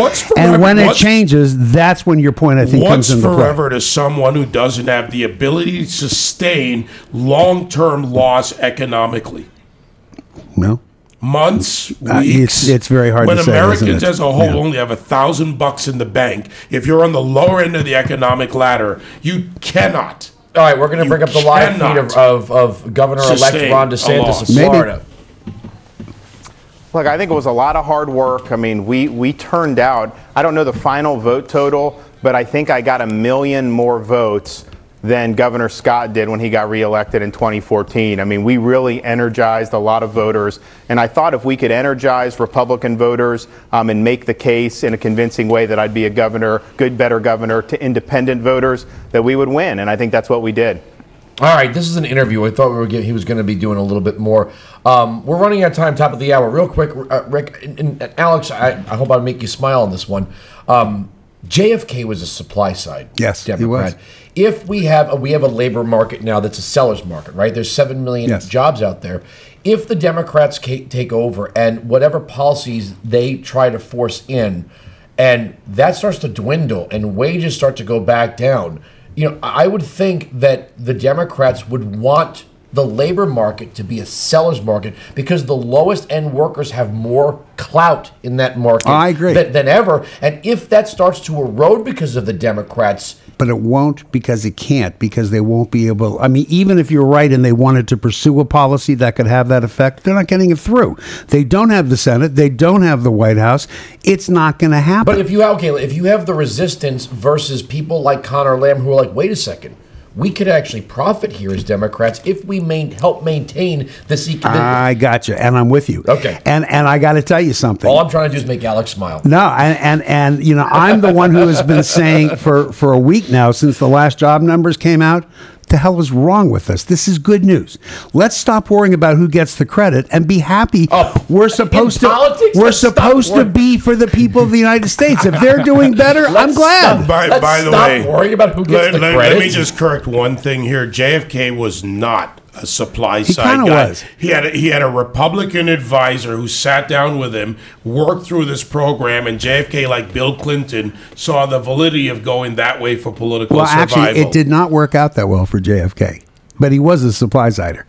He had good advice from a key person. This is something I've covered extensively with Larry Kudlow, who wrote about it in JFK and the Reagan Revolution. And we also have a cool correct. update. It looks like Mr. Crenshaw, after getting maligned on Saturday Night Live, gets the last laugh. He's going to be the winner there in Texas. Even Rick has to enjoy that. Yeah, Rick, that wasn't cool. It wasn't cool. But the response by Crenshaw was exactly that what was it should the best. be. Yeah. I will not accept a weak or apology. Good for him for standing okay, up. so here's one. We only got a minute here, but I've got to get I've been dying for 2 hours to get hot takes on this. Florida voters approved Amendment 4 to restore felon voting rights.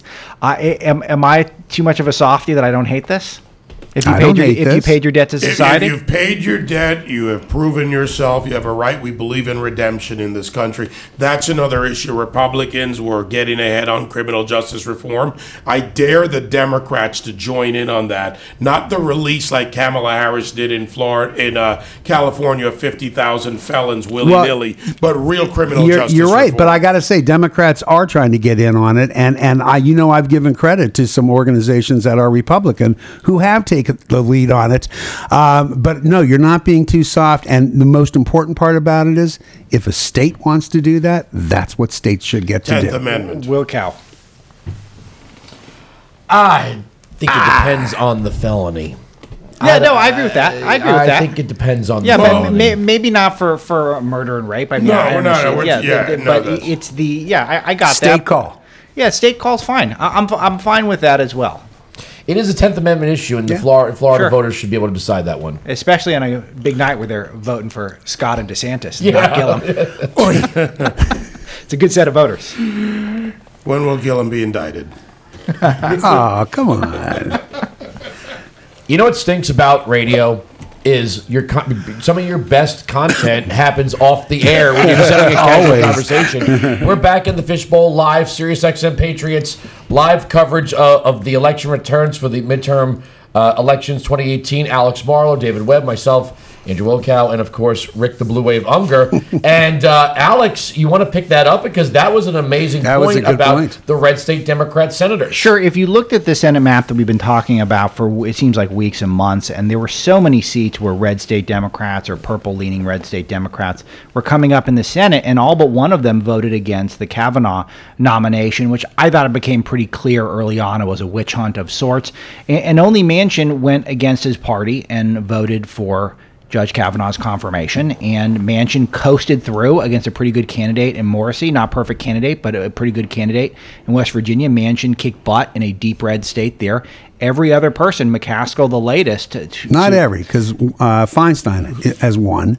And You said red state. Red state. Oh, I'm sorry, red state. Yeah, so all of those red state, and we still have to, there's still a couple that are out there, but if you look at Nelson, obviously, looking at Indiana with the Donnelly seat, McCaskill in the Missouri seat, Tester, I guess, would be a strike against my point, but North Dakota, the Heitkamp seat, Blackburn, I think held there. I mean, it's one of these things where I do think that you're looking at a pretty clear pattern here, which the red state Democrats who threw down with the witch hunters backfired. It's an interesting point. I mean, setting aside the witch hunt part of it, whether it was or whether it wasn't, I said this earlier, what really troubled me was how badly the Democrats blew that hearing.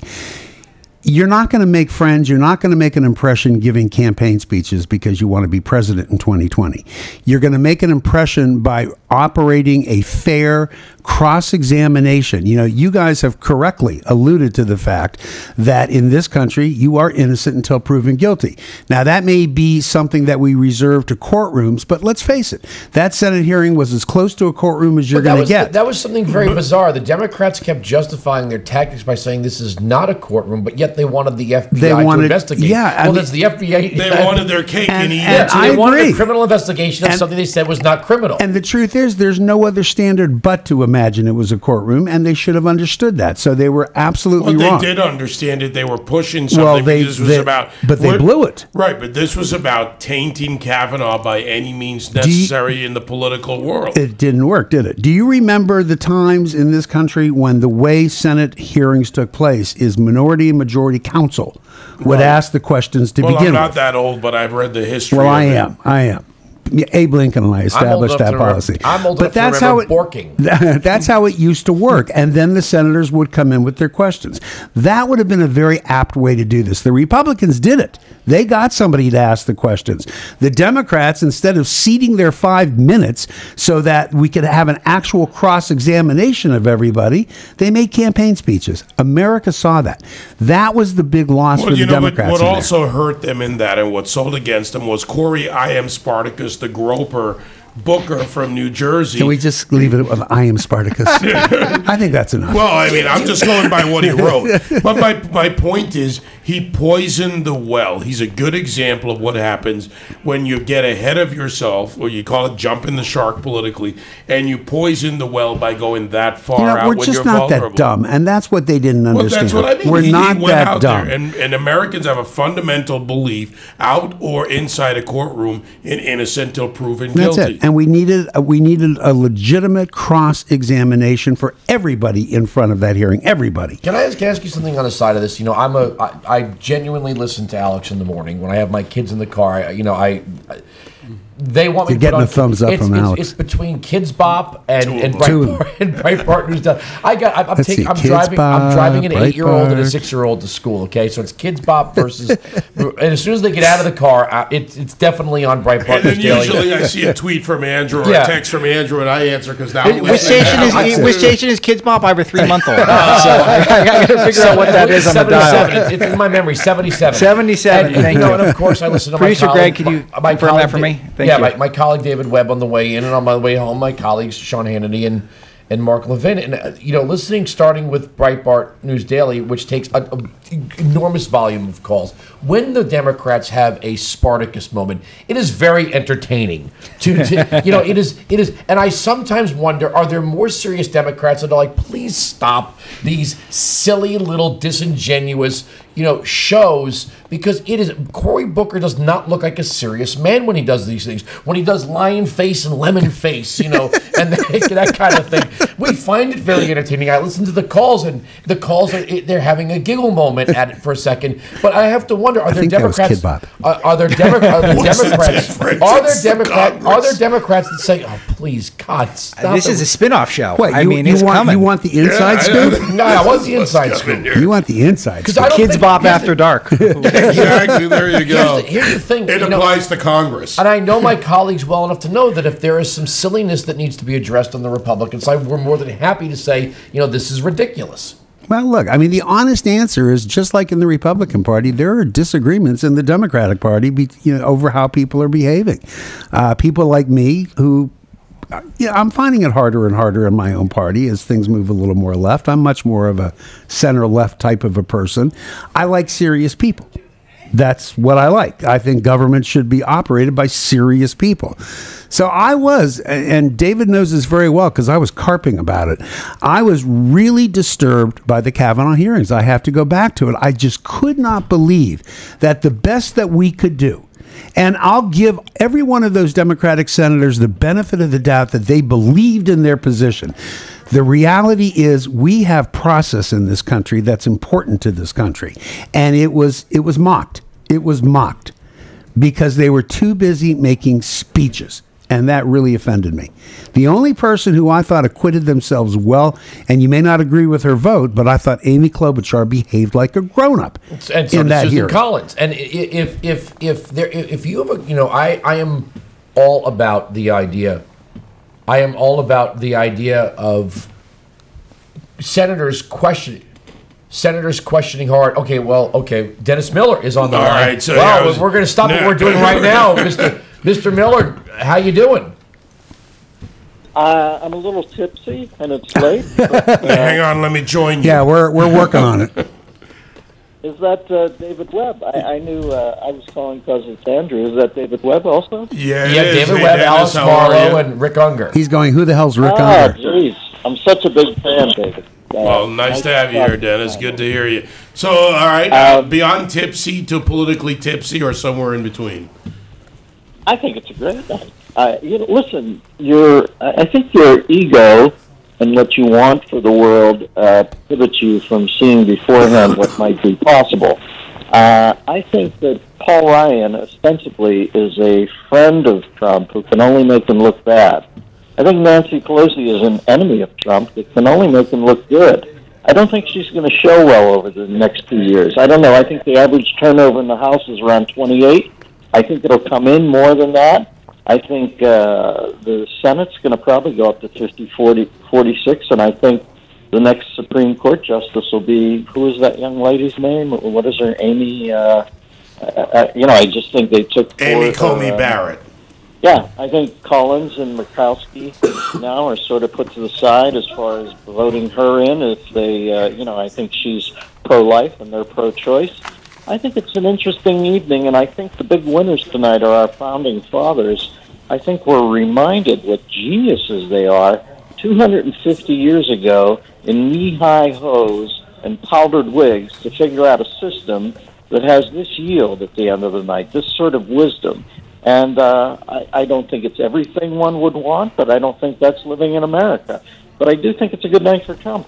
On the line with us, Dennis Miller. By the way, you got to check out his podcast, The Dennis Miller Option, and his special, Dennis Miller Fake News, Real Jokes. Not fake nukes, but that's another story. We'll talk about that another time.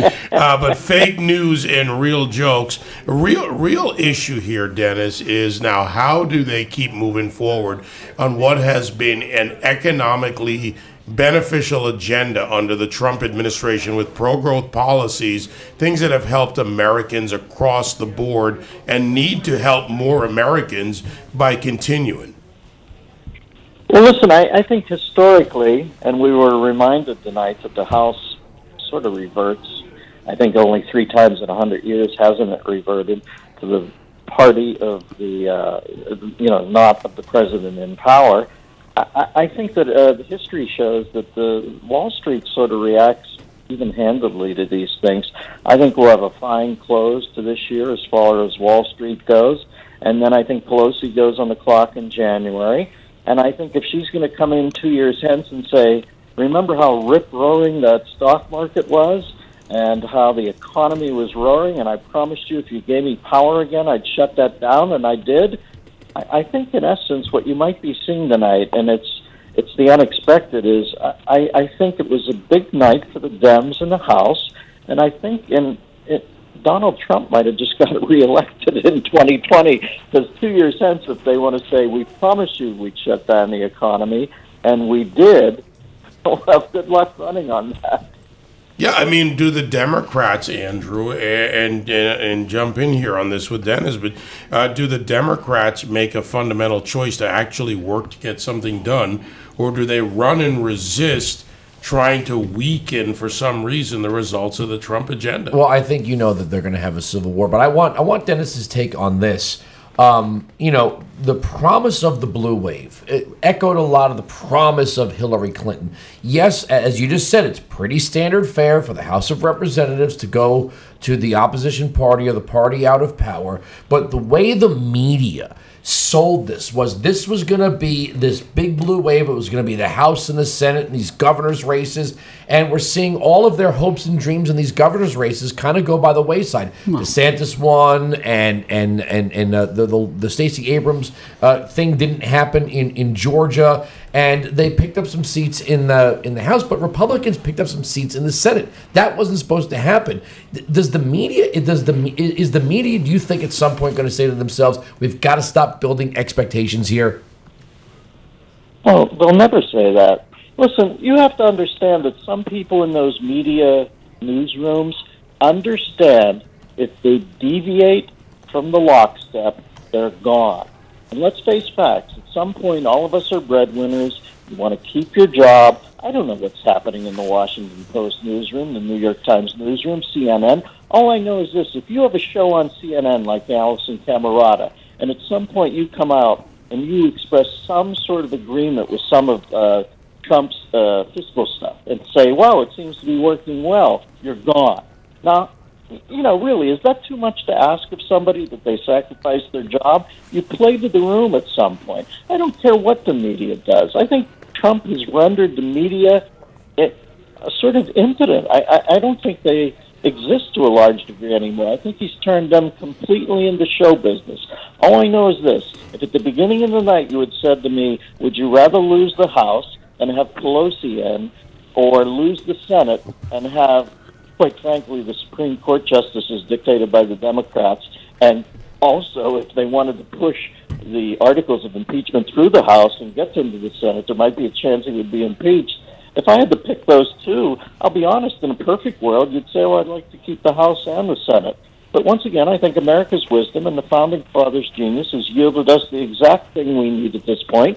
And I think, quite frankly, that Trump would probably take it this way if he was to be honest. And I think he held in abeyance a blue wave by going out and busting his ass the last 2 months.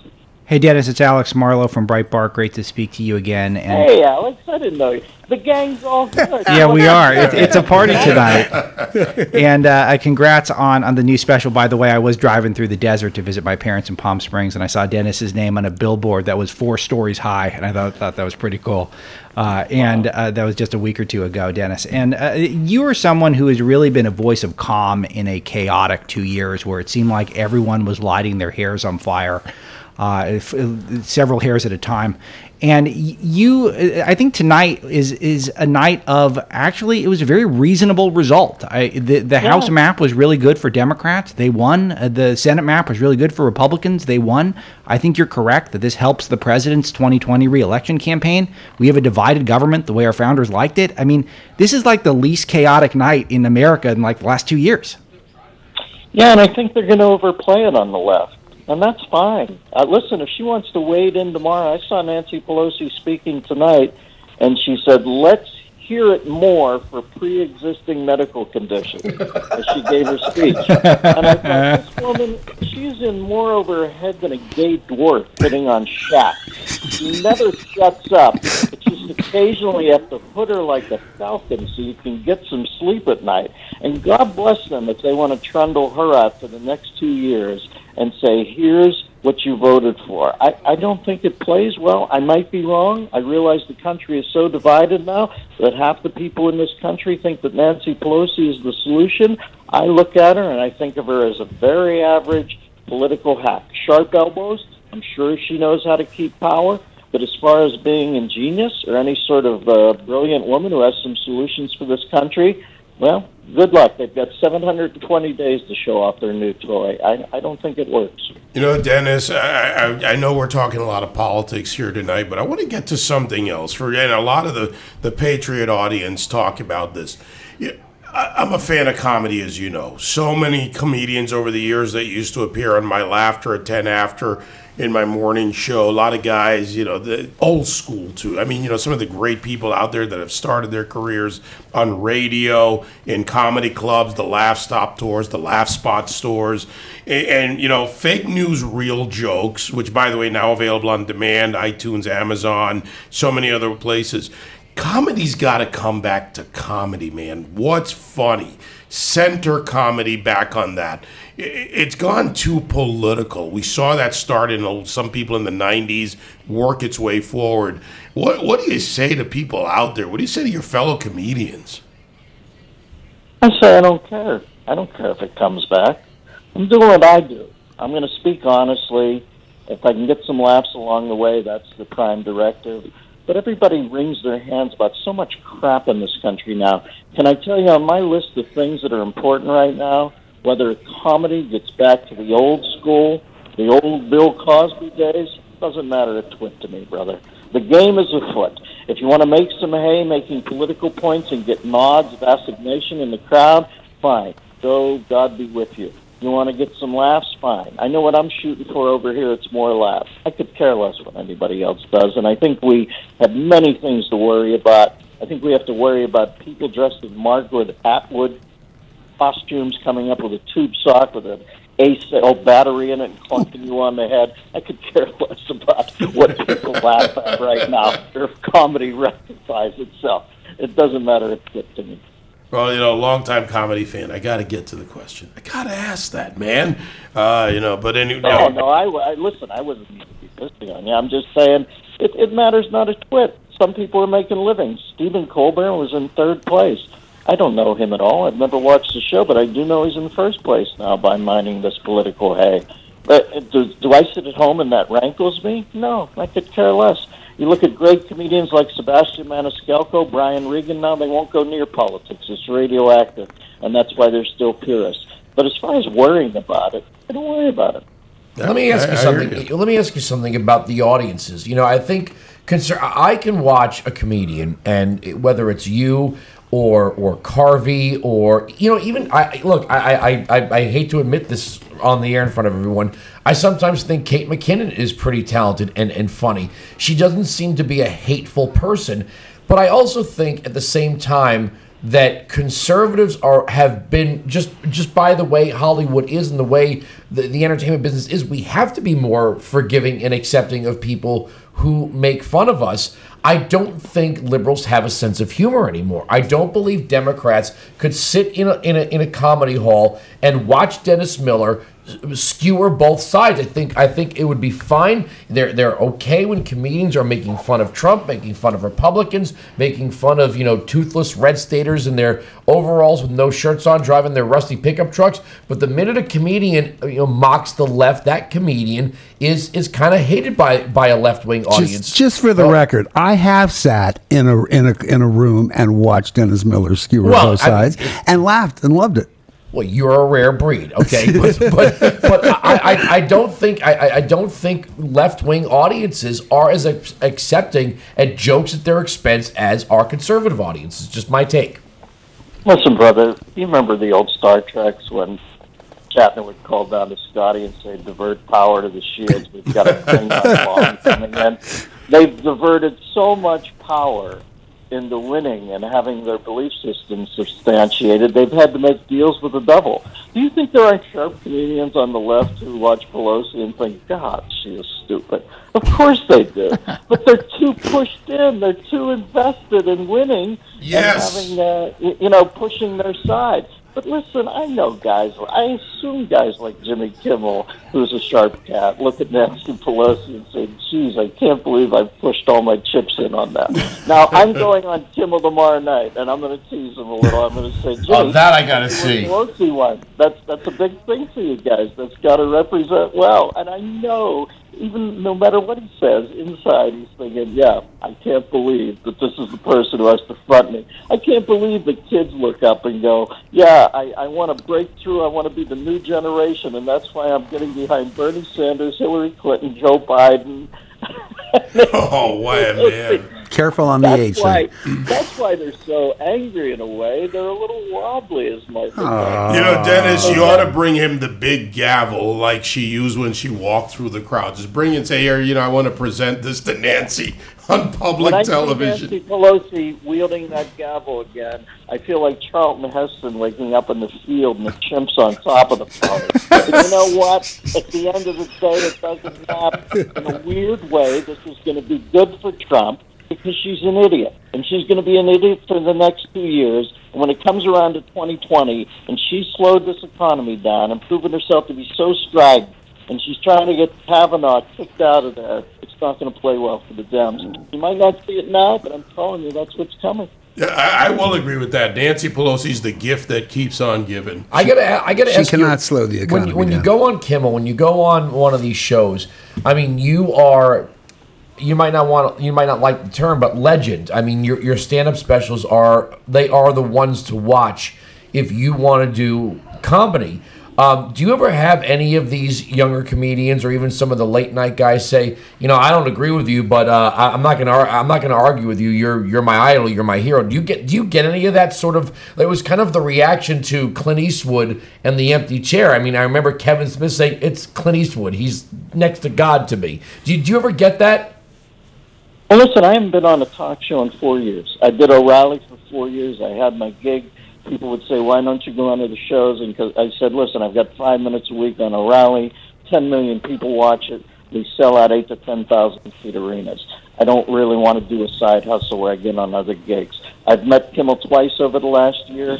I don't know that we agree on everything, but he's a congenial guy. We laugh our asses off when we're together. I know I'll go on there tomorrow night. We'll lock antlers. It'll be a little bit of showbiz, but it'll also be, I think he's a good soul at the end of the day. And when you hear Jimmy Kimmel talking about healthcare, for God's sakes, his kid was in real trouble. I'm empathetic to him on that regard. I can see where he thinks that his soul and his heart would dictate that he goes that way. I just think that once you get government involved in anything, it's crap. I think they're crap at it. But I can certainly understand why he would want to go away from that hospital and say, for God's sakes, my blessed baby is safe now. I'm going to go out. I'm going to talk about universal health care. I get that. I'm not going to fight with people because I disagree with them. The D or the R after a person's name means absolutely nothing to me. I want to know how they are as human beings. Are they principled? Do I understand them? Not do I agree with them. Do I understand him? And I understand many more people than I don't understand on the other side. About the only one I truly detest is Pelosi. And I went into my shrink and I said, I want to talk to you about Pelosi. I actually sometimes think I loathe her, and I don't want to loathe her. Can you help me out of this? And he said, no, I can't help you. I loathe her too. It's a group therapy thing. Dennis Miller, by the way, the Dennis Miller Option, great podcast, twice weekly, and Fake News, Real Jokes. I love that. That's what it's all about. Dennis Miller is what we're going for. Sounds like a blast, right? Well, you're gonna have to join me over at Fox Nation, Dennis. We're gonna have some fun over there. Davey. So who we got? We got Alex Marlow, and we got Davey Webb, and we've got Andrew Wilkow. And is there a fourth voice I've heard? Yeah, Rick the Blue Wave. Rick the Blue Wave Unger. I'm the liberal. Here. You heard those free drinks. But I happen to be. Brother, I'm not gonna walk away from things disliking cats like Rick Unger. I agree with them on many things, but man, we have gone crazy. I can't start weeding out. I'm with you, man. It's sickening to me. I'm with you. I just said it. We need more. We need more Dennis Miller. Just because we disagree, I love Dennis Miller. I have always loved Dennis Miller. So what if I don't agree with all of his politics? Big deal. But really, we got to start grabbing ourselves and getting out of this rut. Because this is getting really with you, man. hating each other because we disagree. This is one country. And I would encourage everybody to not do it. Yeah, no, I'm with you, man. This is one country. We all move forward as long as it helps everybody. Look, if I disagree with you, but my policies are helping you, then that's a good thing. You realize none of this happy talk is going on the progressive channels right now. None of it right now. Well, you saw Juan Williams tonight. Have you ever seen an unhappier winner? I didn't see one. I got to go spend the next 3 hours on TV with Juan Williams. Oh, God. This is a good one for Andrew, but they know he's a rock and roller. He always has that puzzled look on his face like Jim Morrison when the New Haven police dragged him off stage. He flips his palms up like, what in the hell is this? You won the house, brother. Be happy tonight. He's not. He's always clutching his pearls like old ladies in the lobby of the Fontainebleau that made first checked in. Let me just tell you something. I want the panel, I want the audience, I want everyone to hear this. As a lifelong Dennis Miller fan, being referenced in a Dennis Miller joke right now, totally, specifically dedicated to me, I'm getting up and leaving. I could die now. Yeah. Okay. He's actually blushing. I hear that. He's blushing. I'm out. All right. All right, guys. Thanks, Dennis. Because I'm a little loaded. I'll talk to you next time. All right, man. Talk to you soon. Dennis Miller, twice weekly podcast, folks. You got to check it out, the Dennis Miller Option, and his new special, Dennis Miller, Fake News, Real Jokes, on Amazon, iTunes, Google Play, and Steam. It's all out there for you. What do we got coming up next? Let's see. What's our timing look like here? We're so busy. I lost All right, we're going to take a break. I got that in my ear. Quick break. We got Rick the Blue Wave Unger. I like that name for you. Rick the Blue Wave Unger. Andrew Wilkow blushing away here after Dennis Miller referenced. He's one of the people that maybe want to do this. And by the way, guys, we're talking about this, but we got to remember we got a great staff of people here helping us out. This isn't happening because we got microphones that magically appeared. So we got the whole Patriot team down here. We'll be right back. Just about what your victory means for Florida. Well, look, Florida's on a roll. We're going to continue, build off the success. I think the sky's the limit in terms of the economy. I think we'll be able to tackle other issues we have, whether it's environment, transportation. But, this is a good day for Florida. And are you looking forward to working with President Trump? Absolutely. I mean, we're going to be able to really do a lot together. The governor can't do it all here, unfortunately. We actually have to interact with the federal government. So, we need something for military. I'll call him when we need something for environment or transportation. And he loves Florida. I mean, so it's really, we've never had a president who is this tied to Florida. So it's going to make my job easier. We'll put it up. So our reporter, Aaron Klein at Breitbart News, Alex Marlow here, by the way, with my colleagues Webb and Wilkow, the morning guys, into the afternoon here on SiriusXM Patriot number 125. Also broadcasting live on Breitbart.com. Thanks to all of you for checking that out as well. And we'll try to keep that stream up there in case you want to revisit it. Had a favorite part. I've had some pretty cool interviews today with some great people. And having a good time tonight. That was the first interview that Ron DeSantis gave after defeating Andrew Gillum for governor in Florida with our own Aaron Klein at Breitbart.com. Aaron, I have to give myself credit for this. Aaron is one of our top reporters, if not our top reporter, and I basically let him spend only work on this one race for the last several weeks. Well, it was a compelling race to work on because there were so many twists and turns. So many. So much on the line in Florida, Alex, if you think about all the effects of the state Supreme Court redistricting. Yes. By the way, we haven't checked in. I wonder how Ashley Moody's race is doing, the Attorney General. That's another key seat. Just to mention, we'll get to that. But back to you. Yeah, and this is something that I think is great. Good on DeSantis for giving Aaron the first interview because we really dedicate a lot of time and resources at Breitbart to this race, to investigating the race, to trying to tell the true story of Andrew Gillum, who's a very charismatic guy and probably has a big future. But the corruption seems to be open and shut. He's a far left-wing guy talking about raising taxes in Florida. It seemed like not the guy for Florida. Ron DeSantis is rock solid as it gets. Harvard, Yale. I mean, a guy who was a Navy, it was a Gitmo attorney. He's the exact guy you would want leading your state, and he is in sync with the president. So a perfect choice in my view, and it's a good thing that happened. I think it's a big win for the right, big win for the president, and it's big for Aaron Klein and for Breitbart, who dedicate a lot of time researching Gillum when others didn't. Yeah, dig into the truth and get it out. That's what you do every morning. Like I said, we figured it out. Andrew does Kids Bop, then he goes to Breitbart. Yep. And then he texts me and says, or he tweets something. He says, "Hey, can you retweet this?" And this is our morning routine. I text things that I see on. Look, I'm a colleague and a fan. I'm a listener and a host. I'm no different than the person who's in a band who either watches the opener or is the opener, come out, watches the headliner, or goes to the festival and checks out the other bands. I'm a fan of radio, especially talk radio, and I think the reason why conservatives are so much more dominant is, and I put this up on social media the other day, is that the conservative point of view cannot be sold with slowed piano music or a muted trumpet and still frame black and white imagery in an emotional voiceover. You have to be able to reason with someone who is not seeing your emotional cues.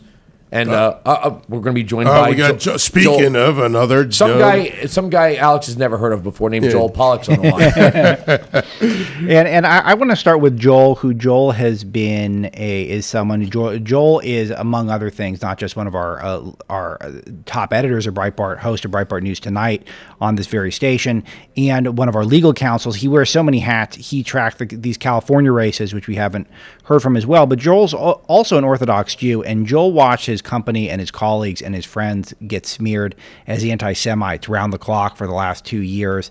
Joel, you have to look at the way the blue wave got stopped, and I want to start there. I mean, we don't know how the House will shake out. It'll probably shake out pretty close to the way things predicted, but there certainly was no blue wave, and it showed this tactic of just calling people who are defenders of Israel, who have normative views on a Jewish life, calling them anti-Semites. That failed, and I want to get your thoughts on that. Well, you can see that it failed because there were Democrats who had explicitly anti-Israel positions who were targeted for that reason by Jewish groups and who lost. The key races there are in Pennsylvania's 1st District, where the Democrats ran a guy named Scott Wallace. Scott Wallace has a lot of money, and he gave some of that money to anti-Israel groups. And he, by the way, used the F word in a synagogue in a debate. This was about a week or two before the horrible event in Pittsburgh. But Scott Wallace dropping the F-bomb in a synagogue and funding anti-Israel groups. He got targeted by the Republican Jewish Coalition. He went down tonight to defeat. And in Virginia, in the 5th District, Democrat Leslie Coburn had literally written an entire book bashing Israel. So the Republican Jewish Coalition launched an attack ad, and she also lost to Denver Riggleman. So the GOP held that district. So there were some anti-Israel Democrats who went down, but there are a lot of anti-Israel Democrats who won. Of course, some of them were running virtually unopposed. Alexandria Ocasio-Cortez, Rashida Tlaib, Ilhan Omar. These are names you're going to become familiar with if you're not already. Antonio Delgado, who won in New York's 19th District, close race there. He said Israel's not a Jewish democracy. So what's happening is the Democrats are being confirmed as the anti-Israel party and the Republicans as the pro-Israel party.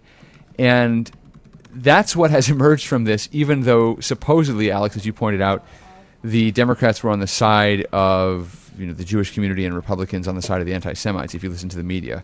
I don't think anybody really believed that. It just fit into the Democrats' broader narrative about how Trump is the devil and so forth. So to the extent they mobilized that Pittsburgh event against Trump, it just fit with the rest of their message. But in terms of the actual issue that specifically concerns the Jewish community, which is the Israel issue, the Republicans really did well tonight. And I also got to say, DeSantis and Cruz winning.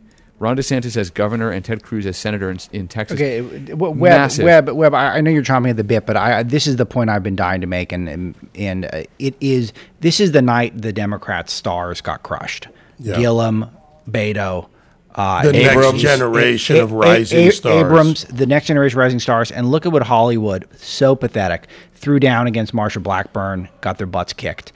Threw down with Beto, got their butts kicked. It is a rebuke of the star power of the Democratic side. Yeah, and it does hurt their next generation. Where I want to weigh in on this to go along with something that Joel is talking about, which is really important, I think has an even broader implication, is it goes to what I did Sunday. On Sunday, Joel, I was at the ZOA dinner here in New York City. The Zionist Organization of America. It's been around since, 1878, I believe. We're talking about a significant organization. And I'll be hosting the dinner in Miami on December 13th. And in that room was not just Jews. It was supporters of Israeli and American relationship, the democracy, the bulwark in the Middle East.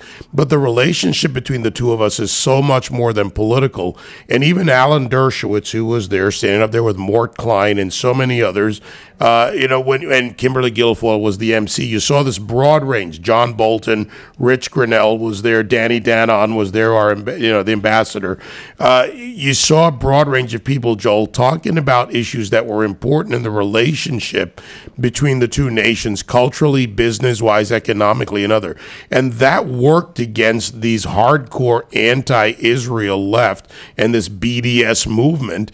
And I think that's starting to spread more and more, given the president's decisions on the embassy in Jerusalem, on other issues in dealing with Iran, on other issues of dealing with enemies of Israel, and the fact that what was also being talked about heavily was Israel's contribution to the world, everything from desalinization, which they give freely to many nations who need water, to their technology advances on behalf of so many. So, this is a bigger picture than just a political relationship. Right, and I think it's an affirmation of President Trump's policy that the two leading Republicans who were at the Jerusalem embassy opening both won their races tonight, Ron DeSantis and Ted Cruz. I think it would have been a disaster if DeSantis had lost because he's very, very pro-Israel. In Congress, he was extremely pro-Israel. I mean, really just out in front on all of these issues. And his opponent, Andrew Gillum, was involved with anti-Israel organizations. And again, credit to Aaron Klein of Breitbart for really doing the deep digging there and exposing that very important issue in Florida, especially South Florida. I want to just make another point in general about the elections. I'm sitting here looking at the California returns coming in, and Fox News declared the House for the Democrats with just under 90 minutes to go before polls closed. That could really make a difference, because if you hear that the congressional election is basically over and you were planning to go vote, you might decide that it's not worth it. And there are so few votes right now separating some of these candidates. There are 7 districts that Democrats targeted in California. And just to give you a sense of how close it is, the Republican is ahead in the 48th congressional district. That's Dana Rohrabacher, ahead of Harley Rauda, the Democrat, by 81 votes out of 105,000 cast. It's basically 50% to 50%. And he's only up by 81 votes. In the 25th district, the Republican Steve Knight is down by something like 56 votes to the Democrat. Again, 50%, 50%. When you get to those kinds of numbers, where it's just dozens of votes separating the two candidates, a national call by the network most watched by Republican voters could swing the difference. And I think it was something that Fox is going to take a lot of criticism for. I know that a lot of California Republicans are really upset about it. They've said that to me privately, that they just can't believe Fox did that. Not that Fox owes its allegiance to the Republican Party, but it's just Joel, I'm so just going to jump in irresponsible. here. You can ask Alex. I've been saying this all night. Yes, he has. Absolutely. The entire night. Thank you, Joel Pollack. The entire night. And people are coming out, and Fox wasn't alone. Fox was first, but they weren't alone in this. And people are coming out and starting to speak out, and they're starting to say it's not fair to those people who had not yet voted, and it's not fair to the campaigns and the candidates to act as though that you're not part of a national narrative.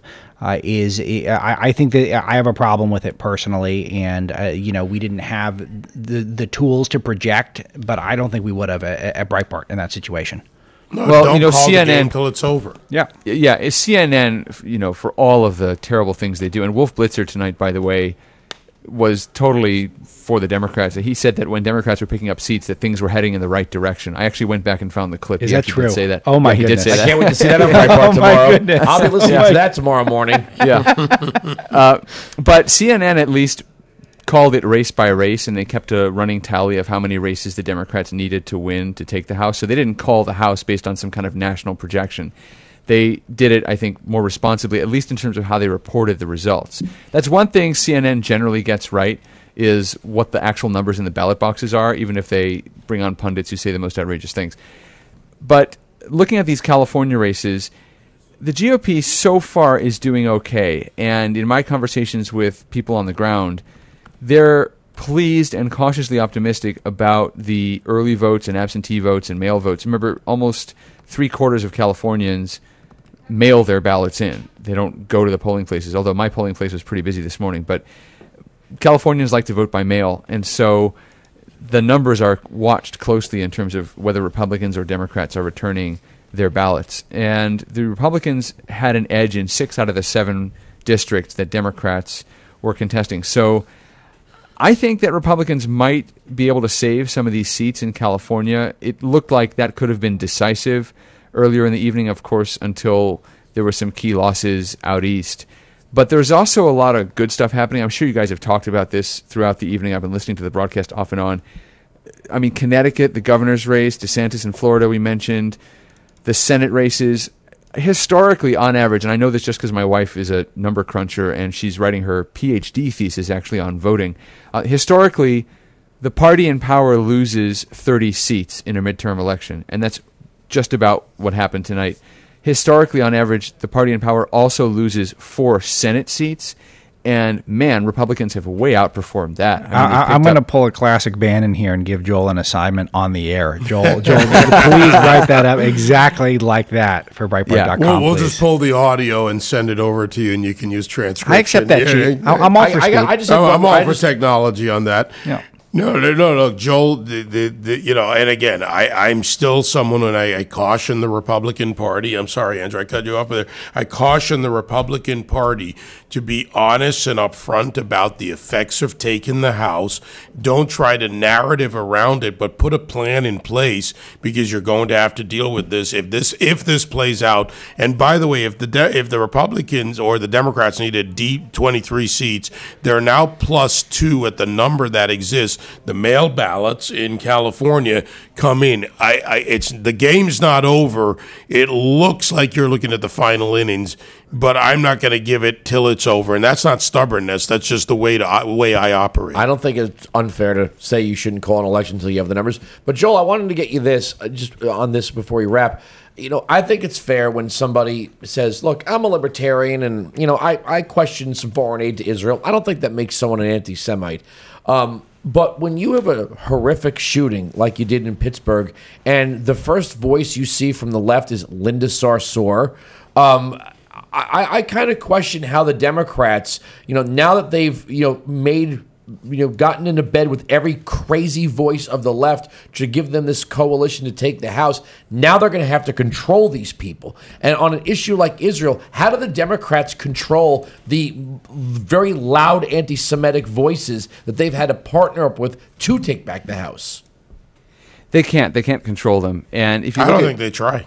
If you look at, I was watching some of these races closely, and in Michigan, where Rashida Tlaib won a primary back in August, I think it was, she was fending off criticism from her former colleagues on the far, far, far left who were criticizing her merely for going into mainstream politics. This is how crazy the anti-Israel movement is. She was talking to fellow Palestinian American activists who were saying, now that you are a Democratic congressman, or about to be once November comes, you've sold out. You've sold out just by joining the American system. I mean, that's how radical some of these folks are. And she's so radical that even J Street, the George Soros-funded organization that's way to the left on Israel and often opposes Israel, they pulled their endorsement of her because basically she's advocating the destruction of Israel. She wants to end Israel's existence as a state and have a state that is Palestinian only, essentially. So, they're not going to be able to control that. That's a purist ideological conviction that some of these candidates have. And I think the most exciting thing for Republicans, and again, yes, you shouldn't sugarcoat losing the House. I mean, the House is important, and I think Republicans would have been much happier to keep the House. But the one thing Republicans will have is unity, and Democrats won't, especially if Nancy Pelosi makes her case to be Speaker, and I think she will. I mean, the way she gave a victory speech tonight, and she has been talking about victory, guaranteeing victory left and right. So she's going to be Speaker. I don't think they're going to be able to unseat her, but there's going to be a lot of people who don't like that, and you're going to see a lot of infighting among the Democrats, whereas Republicans are finally going to discover how powerful they can be if they're unified and they've got the president in the White House, because Trump has huge leverage now to get stuff through Congress. It doesn't always have to start in the House. The Senate can start many of these bills and pass them over to the House and force the Democrats to take tough votes. And the Republicans can be 100% lockstep united because they're in the minority, and you can split the Democrats and start to get some really good things through. Ironically, Trump will be more powerful. This is, again, he's Obi-Wan silver Kenobi. lining, but he's Obi-Wan Kenobi. He's going to be more powerful with this Republican, and by the way, it's a pro-Trump Republican caucus. Even Jake Tapper went full Breitbart for like 5 seconds on CNN tonight. I don't mean to cut you off, Joe, but everyone's giving me the break sign, so I got last point. Yes, last point. Right. Tapper said the Trump critics in the Republican Party lost their seats tonight. That's going to make Trump more powerful in Congress. All right, that's the point to end on. Joel, thank you. Joel Pollack, Breitbart News, of course, all on board tonight. We're streaming. Joel, Breitbart tonight will be there. I got to get out of here, guys. Go run the Fox. You have to go to Fox. By the way, for all of you, if you think there's any sleep before I get back on the air at 9 a.m. tomorrow morning, Alex, I might be sleeping a little bit before not listening to you. I've got Fox. I can handle that one. I got Fox. That's why they got them on demand, baby. Come on. 1:05 a.m., 1:30 a.m., 2:05 a.m., 2:30 a.m., 3:05 a.m., 3:30 a.m., 3:50 a.m. I'm going to go get some coffee. coffee and go do it. All right, guys. Thank you. All right, we're taking our final break. We'll wrap up myself and Alex Marlow, and maybe we'll bring in Miss Amanda House to join us live from the fishbowl here at SiriusXM, SiriusXM Patriot. Surprisingly, the person sitting next to me now does not look like David Webb anymore. Miss Amanda House is joining us from Breitbart News. And on the line is Richard Berg Anderson, political analyst for the Green Papers. Richard, are you there? I'm here. Okay. Why don't you just do the interview? You just joined us like you've been sitting here the whole night. I have had my head down in the video. If you guys haven't caught it online, we've been streaming all of this not only on SiriusXM Patriot 125, but also on Breitbart's Facebook and homepage and YouTube as well. But we have our next guest on to sort of break down the numbers from tonight. What are sort of the top line takeaways from this evening, sir? I would say that there were very few surprises. I myself expected the Democrats to take control of the House, but not by much. And I did not think the Democrats were going to take control of the Senate. And I thought the governorships were pretty much going to go the way they went.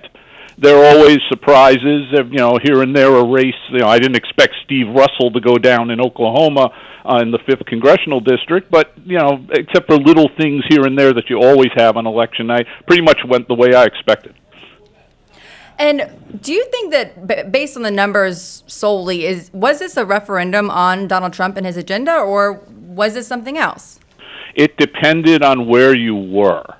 I live in New Jersey's 11th Congressional District, where Mikey Sherrill, the Democrat, defeated Jay Weber, the Republican, who's replacing the outgoing Rodney Frelinghuysen. And I think that in my district, actually, it was something of a referendum on Trump. There were my district is normally a Republican district, and yet it went Democratic, and it seems that a lot of it had to do with the fact that, at least in my neck of the woods, the suburbs of metropolitan New York, there were a lot of Republicans who weren't happy with Trump and the way he presents himself, blah, blah, blah, blah, blah. But I think in other parts of the country, I don't think it was a referendum on him. I think they were looking at individual issues. I do think that in the Sun Belt, what you now have is you have a more loyal Republican Party in the southern tier of the country, more loyal to Trump than other parts of the country.